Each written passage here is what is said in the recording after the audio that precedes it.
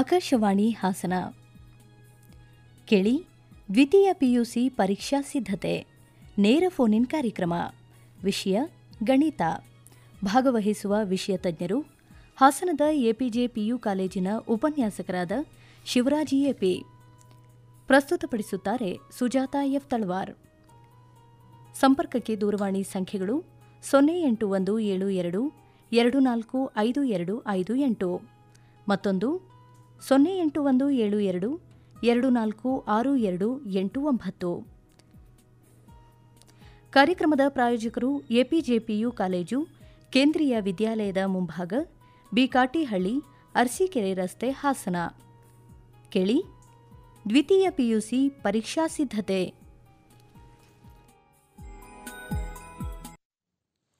ಹಾಸನ ನಗರದ ಅರಸೀಕೆರೆ ರಸ್ತೆಯ B ಕಾಟಿಹಳ್ಳಿಯಲ್ಲಿರುವ APJ PU ಕಾಲೇಜಿನ ವಿಶೇಷತೆಗಳು ಹೀಗಿವೆ.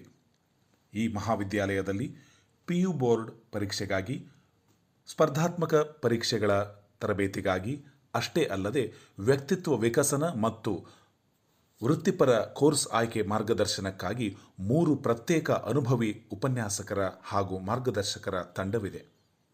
ಅವರೆಲ್ಲರೂ ಸಹ ಪೂರ್ಣಾವಧಿಯ ಮಾರ್ಗದರ್ಶಕರಾಗಿದ್ದಾರೆ. ಪ್ರತಿ ತರಗತಿಯಲ್ಲಿ ಕೇವಲ 45 ವಿದ್ಯಾರ್ಥಿಗಳಿಗೆ ಮಾತ್ರ ಅವಕಾಶವಿದ್ದು, ತನ್ಮೂಲಕ ಪ್ರತಿ ವಿದ್ಯಾರ್ಥಿನಿಯರಿಗೆ ನೇರ ನಿಗಾವಣೆ ಇರಲು ಸಾಧ್ಯವಿದೆ. ಬೃಹತ್ತಾದ ಗ್ರಂಥಾಲಯ, ಬೃಹತ್ತಾದ ಕ್ರೀಡಾಂಗಣವು ಮಕ್ಕಳ ಸರ್ವತೋಮುಖ ಅಭಿವೃದ್ಧಿಗೆ ಕಾರಣವಾಗಿದೆ. ಇನ್ನೇಕೆ ತಡ?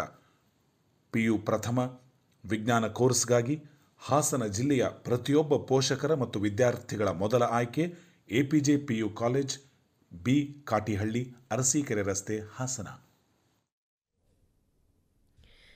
ನಮ್ಮ ಎಲ್ಲ ಪ್ರೀತಿಯ ಕೇಳುಗರಿಗೆ ಮತ್ತು ಮಕ್ಕಳಿಗೆ ಎಲ್ಲರಿಗೂ ನಮಸ್ಕಾರ. ಇಂದಿನ ದ್ವಿತೀಯ ಪಿಯುಸಿ ಪರೀಕ್ಷಾ ಸಿದ್ಧತೆ ನೇರ ಫೋನ್ ಇನ್ ಕಾರ್ಯಕ್ರಮಕ್ಕೆ ಪ್ರೀತಿಯ ಸ್ವಾಗತ.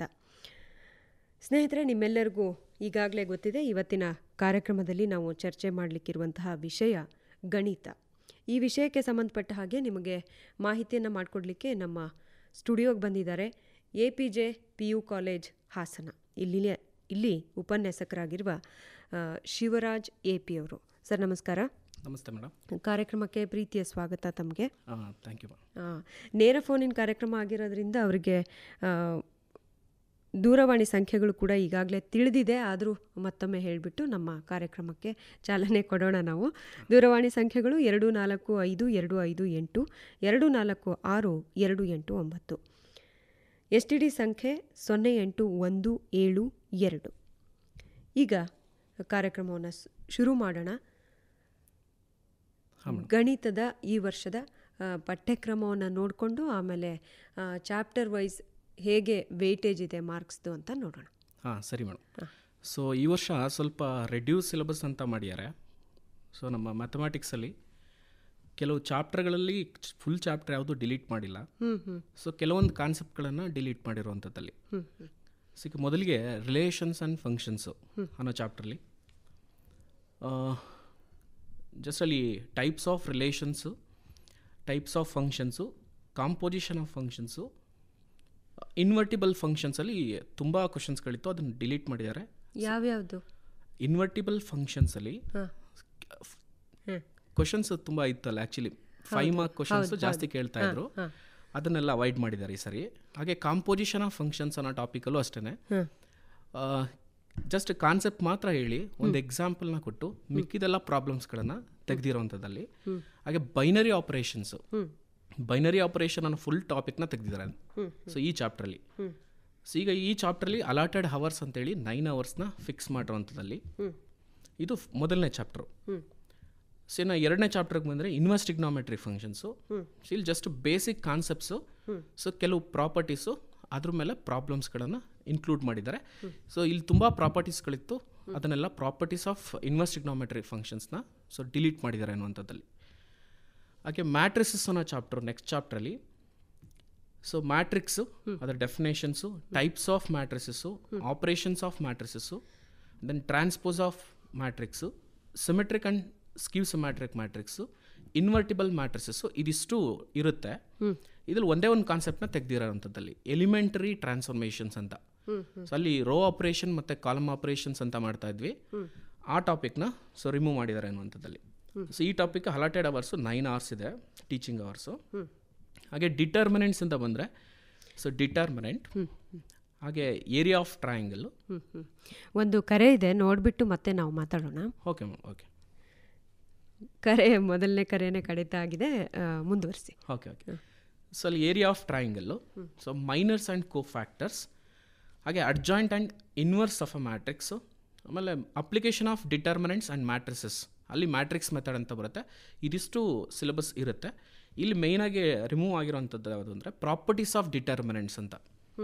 ಇದು ಸ್ವಲ್ಪ ಮಕ್ಕಳಿಗೆ ಕಷ್ಟ ಇತ್ತು, ಹಾಗಾಗಿ ಅದನ್ನು ತೆಗೆದಿದ್ದಾರೆ ಅಂತ ಅನ್ಕೋತೀವಿ. ಅಲ್ಲಿ ಪ್ರಾಪರ್ಟೀಸ್ ಆಫ್ ಡಿಟರ್ಮಿನೆಂಟ್ಸು. ನೆಕ್ಸ್ಟು ಈ ಚಾಪ್ಟರ್ದು 12 hours ಅಲಾಟೆಡ್ ಅವರ್ಸ್ ಇದೆ. ನೆಕ್ಸ್ಟು 5th ಚಾಪ್ಟರ್ಗೆ ಬಂದರೆ ಕಂಟಿನ್ಯೂಟಿ ಆ್ಯಂಡ್ ಡಿಫ್ರೆನ್ಷಿಬಿಲಿಟಿ. ಇದರಲ್ಲಿ ಫಸ್ಟ್ ಕಂಟಿನ್ಯೂಟಿ ಅನ್ನೋದನ್ನ ಓದ್ತೀವಿ. ಅಲ್ಲಿ differentiability, next exponential and logarithmic functions, logarithmic differentiation, ಹಾಗೆ derivatives of functions in parametric forms, ಹಾಗೆ ಸೆಕೆಂಡ್ ಆರ್ಡರ್ ಡೆರಿವೇಟಿವ್ಸ್. ಇದಿಷ್ಟು ಇನ್ಕ್ಲೂಡ್ ಇರುತ್ತೆ. ಬಟ್ ಇಲ್ಲಿ ಒಂದು ಟಾಪಿಕ್ ರಿಮೂವ್ ಮಾಡಿದ್ದಾರೆ, ಯಾವುದು ಅಂದರೆ Rolle's theorem and mean value theorem ಅಂತ. ಸೊ ಡಿಲೀಟ್ ಮಾಡಿದ್ದಾರೆ ಅನ್ನೋಂಥದ್ದು. ಟೋಟಲ್ ಇದು ಅಲಾಟೆಡ್ ಅವರ್ಸ್ ಬಂದು 20 hours ಇರುತ್ತೆ. So next chapter so application of derivatives. So ಈ ಚಾಪ್ಟ್ರಲ್ಲಿ ಒಟ್ಟಾರೆ 5 ಅಪ್ಲಿಕೇಶನ್ಸ್ ಇತ್ತು. ಸೊ ಅಲ್ಲಿ 3 ಅಪ್ಲಿಕೇಶನ್ನ ಉಳಿಸ್ಕೊಂಡಿದ್ದಾರೆ. Rate of change of quantities ಅಂತ ಹೇಳಿ, ಹಾಗೆ increasing and decreasing functions, maxima and minima. So ಈ 3 ಕಾನ್ಸೆಪ್ಟ್ ಉಳಿಸ್ಕೊಂಡಿದ್ದಾರೆ. ಸೊ ಇಲ್ಲಿ ತೆಗೆದಿರೋಂಥ ಟಾಪಿಕ್ಸ್ ಯಾವುದು ಅಂದರೆ ಟ್ಯಾಂಜೆಂಟ್ಸ್ ಆ್ಯಂಡ್ ನಾರ್ಮಲ್ಸ್ ಅಂತೇಳಿ, ಹಾಗೆ ಅಪ್ರಾಕ್ಸಿಮೇಷನ್ಸ್ ಅಂತ. ಸೊ ಇದು ಅಲಾಟೆಡ್ ಅವರ್ಸು 10 ಇದೆ ಅನ್ನುವಂಥದ್ದು. ಕರೆ ಇದೆ, ನೋಡೋಣ. ನಮಸ್ಕಾರ. ನಮಸ್ಕಾರ. ನಮಸ್ಕಾರ. ತಮ್ಮ ಹೆಸರು ಹೇಳಿ ಪ್ರಶ್ನೆಗಳನ್ನ ಕೇಳ್ಬೋದು. ಚೇತನ್ ಅಂತ, ಗೌರ್ಮೆಂಟ್ ಕಾಲೇಜಿಂದ. ಗೌರ್ಮೆಂಟ್ ಕಾಲೇಜ್, ಯಾವ ಊರು? ಹಾಸನ್. ಹಾಸನ್. ಪ್ರಶ್ನೆ ಕೇಳಿ. ಮ್ಯಾಮ್, ಇದು ಮ್ಯಾಥ್ಸಲ್ಲಿ ಇಂಟಿಗ್ರೇಷನ್ ಲೆಸನ್ನ ಸ್ಕಿಪ್ ಮಾಡ್ಬೋದಾ, ಬರೀ MCQ ಓದ್ಕೊಂಡು ಅಂತ? ಉತ್ತರ ಕೊಡ್ತಾರೆ ಈಗ. ಹೌದು, ಇಂಟಿಗ್ರೇಷನ್ ಅಂತ ಹೇಳಿದ್ರೆ ಕೆಲವು ಮಕ್ಕಳಿಗೆ ಅದು ಕಷ್ಟ ಅಂತ ಫೀಲ್ ಮಾಡಿಬಿಡ್ತಾರೆ.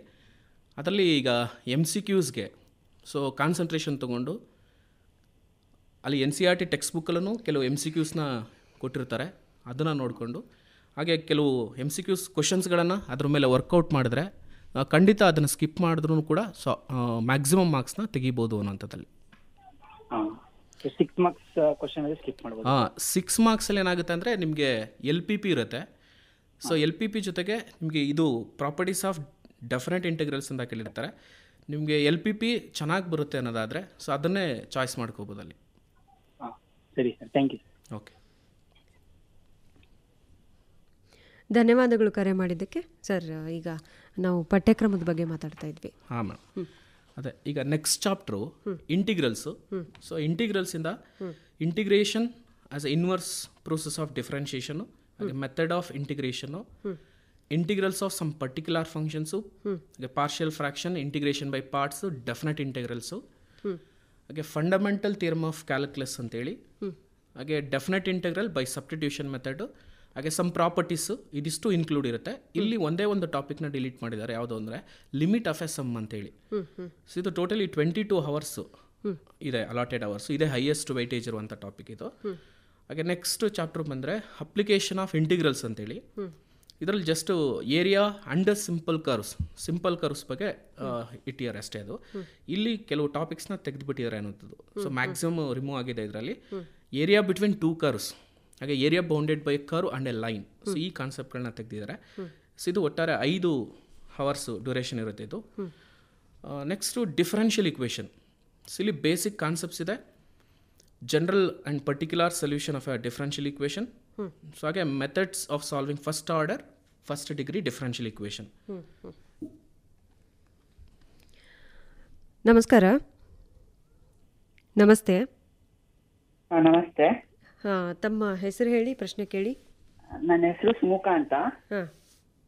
ನನ್ನ ಪ್ರಶ್ನೆ ಬಂದು, ಈಗ 6 marks ಅಲ್ಲಿ ಇಂಟಿಗ್ರೇಷನ್ ಇಂದ 1 question ಬರುತ್ತೆ, ಮತ್ತೆ LPP ಇಂದ 1 question ಬರುತ್ತೆ ಅಂತ ಅಂದ್ರು ಸರ್. ಸೊ ಯಾವ್ದನ್ನ ಅಟೆಂಡ್ ಮಾಡಿದ್ರೆ ನಮ್ಗೆ ಮ್ಯಾಕ್ಸಿಮಮ್ ಮಾರ್ಕ್ಸ್ ಸ್ಕೋರ್ ಆಗುತ್ತೆ? ಯಾವ್ದನ್ನ ಅಟೆಂಡ್ ಮಾಡಬಹುದು ಅಂತ. ಇದು ಅದೇ ಲಾಸ್ಟ್ ಕೇಳಿದ್ರಲ್ಲ ಅದೇ ಕ್ವಶನ್. ಈಗ ಅಲ್ಲಿ ಇಂಟಿಗ್ರೇಷನ್ ಅಂತ ಹೇಳುವಾಗ ಕೆಲವು ಮಕ್ಕಳಿಗೆ ಏನಾಗುತ್ತೆ, ಅದು ಕಷ್ಟ ಅಂತ ಫೀಲ್ ಮಾಡ್ತಾರೆ. ಕಷ್ಟ ಏನಿಲ್ಲ. ಅಲ್ಲಿ 6 marks ಕ್ವಶನು ಥಿಯರಮ್ಸ್ ಇರುತ್ತೆ, ಒಂದು 4 ರಿಂದ 5 ಥಿಯರಮ್ಸ್ ಬರುತ್ತೆ. ಅದು ಅದನ್ನ ಪ್ರಾಪರ್ಟೀಸ್ಗಳನ್ನು ಕಲ್ತ್ಕೊಂಡ್ರೆ ಅದು ಅಟೆಂಡ್ ಮಾಡ್ಬೋದು. ಅಲ್ಲೇನಾಗುತ್ತೆ ಅಂದರೆ ಅಡಿಷ್ನಲ್ ಪ್ರಾಬ್ಲಮ್ ಇರುತ್ತಲ್ಲ, ಅದು ಕೆಲವು ಸರಿ ಚೇಂಜಸ್ ಆಗ್ತಾ ಇರುತ್ತೆ. ಅದನ್ನ ಅಟೆಂಡ್ ಮಾಡೋಕ್ಕೆ ಕೆಲವರು ಹಿಂಜರಿತಾರೆ. ಸೊ ಅದ್ರ ಬದಲಿಗೆ LPP ಚೆನ್ನಾಗಿ ನೋಡಿಕೊಂಡ್ರೆ ಅಲ್ಲಿ ಮೆಜಾರಿಟಿ ಬೌಂಡೆಡ್ ಪ್ರಾಬ್ಲಮ್ಸ್ಗಳನ್ನ ಕೇಳೋದ್ರಿಂದ ಸೊ ಆ ಕ್ವಶನ್ನ ಆಯ್ಕೆ ಮಾಡಿಕೊಂಡ್ರೆ ಬೆಸ್ಟ್ ಆಗುತ್ತೆ ಅನ್ನೋದು. ನಿಮ್ಮ ಪ್ರಶ್ನೆಗೆ ಉತ್ತರ ಸಿಗ್ತಾ ಮತ್ತೆ ಬೇರೆ ಇದೆಯಾ? ಇಲ್ಲ, ಅಷ್ಟೇ. ಮತ್ತೆ ಕರೆ ಕಡಿತ ಆಗಿದೆ ಸರ್, ಹೇಳಿ ಮತ್ತೆ ಯಾವುದನ್ನ ತೆಗೆದಿದ್ದಾರೆ ಅಂತ. ಅದೇ ಡಿಫರೆನ್ಷಿಯಲ್ ಇಕ್ವೇಷನಲ್ಲಿ ಫಾರ್ಮೇಷನ್ ಆಫ್ ಡಿಫರೆನ್ಷಿಯಲ್ ಇಕ್ವೇಷನ್ ಅನ್ನೋದು ಕಾನ್ಸೆಪ್ಟ್ನ ತೆಗೆದಿದ್ದಾರೆ. ಸೊ ಇದು ಅಲಾಟೆಡ್ ಅವರ್ಸ್ ಬಂದು 10 hours ಇದೆ ಈಗ. ನೆಕ್ಸ್ಟ್ ಚಾಪ್ಟರ್ ವೆಕ್ಟರ್ ಆಲ್ಜಿಬ್ರಾ ಅಂತೇಳಿ. ಸೊ ಅದರಲ್ಲಿ ಸಮ್ ಬೇಸಿಕ್ ಕಾನ್ಸೆಪ್ಟ್ಸ್ ಇರುತ್ತೆ. Types of vectors, addition of vectors, multiplication of vector by scalar ಅನ್ನೋ ಕಾನ್ಸೆಪ್ಟ್ ಇರುತ್ತೆ. ಹಾಗೆ ಪ್ರಾಡಕ್ಟ್ ಆಫ್ 2 ವೆಕ್ಟರ್ಸ್ ಇರುತ್ತೆ. ಸೊ ಇದರಲ್ಲಿ ಸ್ಕೇಲಾರ್ ಟ್ರಿಪಲ್ ಪ್ರಾಡಕ್ಟ್ ಅನ್ನೋ ಕಾನ್ಸೆಪ್ಟ್ನ ತೆಗೆದಿರೋಂಥದ್ದಲ್ಲಿ. ಸೊ ಅದರಲ್ಲಿ 11 hours ಅಲಾಟೆಡ್ ಅವರ್ಸ್ ಇರುತ್ತೆ ಇದಕ್ಕೆ. And next 3 dimension geometry. So 3 dimension ಜಾಮಿಟ್ರಲ್ಲಿ ಡೈರೆಕ್ಷನ್ ಕೊಸೈನ್ಸ್ ಮತ್ತು direction ratios of a line, equation of a line in space, angle between 2 lines, ಹಾಗೆ shortest distance between 2 lines ಅಂತ ಇದೆ. So ಇದರಲ್ಲಿ ಜಾಸ್ತಿ ರಿಮೂವ್ ಆಗಿರುವಂಥ ಟಾಪಿಕ್ ಇದರಲ್ಲಿ ಇದೆ. ಯಾಕೆಂದರೆ ಪ್ಲೇನ್ಸ್ ಅಂತ ಒಂದು ಕಾನ್ಸೆಪ್ಟ್ ಇತ್ತು, ಅದು ಫುಲ್ ತೆಗೆದಿದ್ದಾರೆ. ತುಂಬ ಡೆರಿವೇಷನ್ಸ್ ಇತ್ತು ಅದರಲ್ಲಿ, ಅದನ್ನು ತೆಗೆದುಬಿಟ್ಟಿದ್ದಾರೆ. ಹಾಗೆ equation of a line passing through 2 given points ಅಂತ ಇತ್ತು, ಆ ಡೆರಿವೇಷನ್ ಕೂಡ ತೆಗೆದಿದ್ದಾರೆ. ಸೊ ಇದು ಒಟ್ಟಾರೆ 8 hours ಡ್ಯೂರೇಷನ್ ಇದೆ ಟೀಚಿಂಗ್ ಅವರ್ಸು. ಹಾಗೆ ಲೀನಿಯರ್ ಪ್ರೋಗ್ರಾಮಿಂಗ್. ಸೊ ಇದರಲ್ಲಿ ಲೀನಿಯರ್ ಪ್ರೋಗ್ರಾಮಿಂಗಲ್ಲಿ ಸ್ಟೇಟ್ಮೆಂಟ್ ಪ್ರಾಬ್ಲಮ್ಸ್ನ ತೆಗೆದಿದ್ದಾರೆ. ಸೊ ಇನ್ನು as usual mathematical formulations, equations ಅವರೇ ಕೊಡ್ತಿದಾರಲ್ಲ ಅಂಥದ್ದೆಲ್ಲ ಹಾಗೆ ಇದೆ. ಸೊ ಇದು 7 hours ಇರುತ್ತೆ ಅಲಾಟೆಡ್ ಅವರ್ಸು. ನೆಕ್ಸ್ಟು ಪ್ರೊಬಾಬಿಲಿಟಿನಲ್ಲಿ conditional probability, multiplication theorem on probability, independent events, ಹಾಗೆ ಬೇಸ್ ಥಿಯರಮ್, ಇದಿಷ್ಟು ಇರುತ್ತೆ. ಇದರಲ್ಲಿ ಡಿಲೀಟ್ ಆಗಿರುವಂಥದ್ದು ಯಾವುದು ಅಂದರೆ probability distribution of random variable, ಹಾಗೆ Bernoulli's trials and binomial distribution, ಇದಿಷ್ಟು ಕಾನ್ಸೆಪ್ಟ್ ಡಿಲೀಟ್ ಆಗಿದೆ. ಒಟ್ಟಾರೆ ಇದು 11 hours ಡ್ಯೂರೇಷನ್ ಇದೆ ಅನ್ನುವಂಥದ್ದು ಟೀಚಿಂಗ್ ಅವರ್ಸ್. ಇದಿಷ್ಟು ಪಠ್ಯಕ್ರಮ. ಮತ್ತು ಕ್ವಶನ್ ಪೇಪರ್ ಪ್ಯಾಟರ್ನ್ ನೋಡೋದಾದರೆ ಅದೇ ಈ ವರ್ಷದ ಪ್ಯಾಟರ್ನ್ ಸ್ವಲ್ಪ ಚೇಂಜಸ್ ಇದೆ. ಬಟ್ ಕಳೆದ ವರ್ಷದ ಪ್ಯಾಟರ್ನ್ ನಾನು ಒಂದು ಸ್ವಲ್ಪ ಹೇಳ್ಬಿಡ್ತೀನಿ. ಸೊ 23ಯಲ್ಲಿ ಸೊ ರಿಸಲ್ಟ್ ಇಂಪ್ರೂವ್ಮೆಂಟ್ಸ್ಗೋಸ್ಕರ MCQ ಪ್ಯಾಟರ್ನ್ನ ಇಂಟ್ರೊಡ್ಯೂಸ್ ಮಾಡಿದ್ರು ಲಾಸ್ಟ್ ಇಯರ್. ಅದರಲ್ಲಿ ಪಾರ್ಟ್ ಎನಲ್ಲಿ 1 mark ಕ್ವಶನ್ಸ್ ಇರುತ್ತೆ. ಆ 1 mark ಕ್ವಶನ್ಸಲ್ಲಿ MCQs 10 ಇತ್ತು, ಫಿಲ್ ಇನ್ ದಿ ಬ್ಲ್ಯಾಂಕ್ಸು 5 ಇತ್ತು, ಹಾಗೆ very short answer type 5, totally 20 questions ಇರ್ತಿತ್ತಲ್ಲಿ ಪಾರ್ಟ್ ಎಯಿಂದ. ಇನ್ನು ಪಾರ್ಟ್ ಬಿಯಿಂದ 2 marks ಕ್ವಶನ್ಸು, 2 mark ಕ್ವಶನ್ಸ್ ಎಷ್ಟಿಲ್ಲಿ 14 ಕೇಳ್ತಾಯಿದ್ರು, ಅದರಲ್ಲಿ ನಾವು 9 ಅಟೆಂಡ್ ಮಾಡೋಕ್ಕಿತ್ತು. ಹಾಗೆ ಪಾರ್ಟ್ ಸಿಯಿಂದ 3 mark ಕ್ವಶನ್ಸು 14 ಕೇಳ್ತಾಯಿದ್ರು, ಸೊ ಅಲ್ಲೂ ಅಷ್ಟೇ 9 ಕ್ವಶನ್ ಅಟೆಂಡ್ ಮಾಡಬೇಕಿತ್ತು. ಇನ್ನು ಪಾರ್ಟ್ ಡಿಯಿಂದ ಟೋಟಲಿ 10 ಕ್ವಶನ್ಸ್ ಇತ್ತು, ಅಲ್ಲೂ 5 ಅಟೆಂಡ್ ಮಾಡೋಕ್ಕಿತ್ತು. ಇನ್ನು ಪಾರ್ಟ್ ಈಗ ಬಂದರೆ ಅಲ್ಲಿ ಇಂಟರ್ನಲ್ ಚಾಯ್ಸು ಅಂದರೆ 6 marks ಅಂದರೆ 2 ಕ್ವಶನ್ ಕೊಡ್ತಾರೆ. ಆ 6ಅಲ್ಲಿ ಯಾವ್ದಾದ್ರು ಒಂದನ್ನು ಅಟೆಂಡ್ ಮಾಡಬೇಕು. ಅದೇ ರೀತಿ ಇನ್ನೊಂದು ಕ್ವಶನ್ 4 mark ಇರುತ್ತೆ, ಅದು 2 ಕ್ವಶನ್ಸ್ ಇರುತ್ತೆ ಇಂಟರ್ನಲ್ ಚಾಯ್ಸು, ಅದರಲ್ಲಿ ಯಾವ್ದಾದ್ರು 1 ಅಟೆಂಡ್ ಮಾಡ್ಬೋದಿತ್ತು. ಅಲ್ಲಿ ನಂಬರ್ ಆಫ್ ಕ್ವಶನ್ಸು 60 ಇತ್ತು, ಟೋಟಲ್ ಮಾರ್ಕ್ಸು 160 ಇತ್ತು, ಅದರಲ್ಲಿ 100ಗೆ ಅವ್ರು ಆನ್ಸರ್ ಮಾಡೋಕ್ಕಿತ್ತು. ಬಟ್ ಈ ವರ್ಷ ಏನಾಗಿದೆ, ಸ್ವಲ್ಪ ಪ್ಯಾಟರ್ನ್ ಚೇಂಜಸ್ ಆಗಿದೆ. 80-20 ಪ್ಯಾಟರ್ನ್ನ ಈ ವರ್ಷ ಇಂಪ್ಲಿಮೆಂಟ್ ಮಾಡಿದ್ದಾರೆ.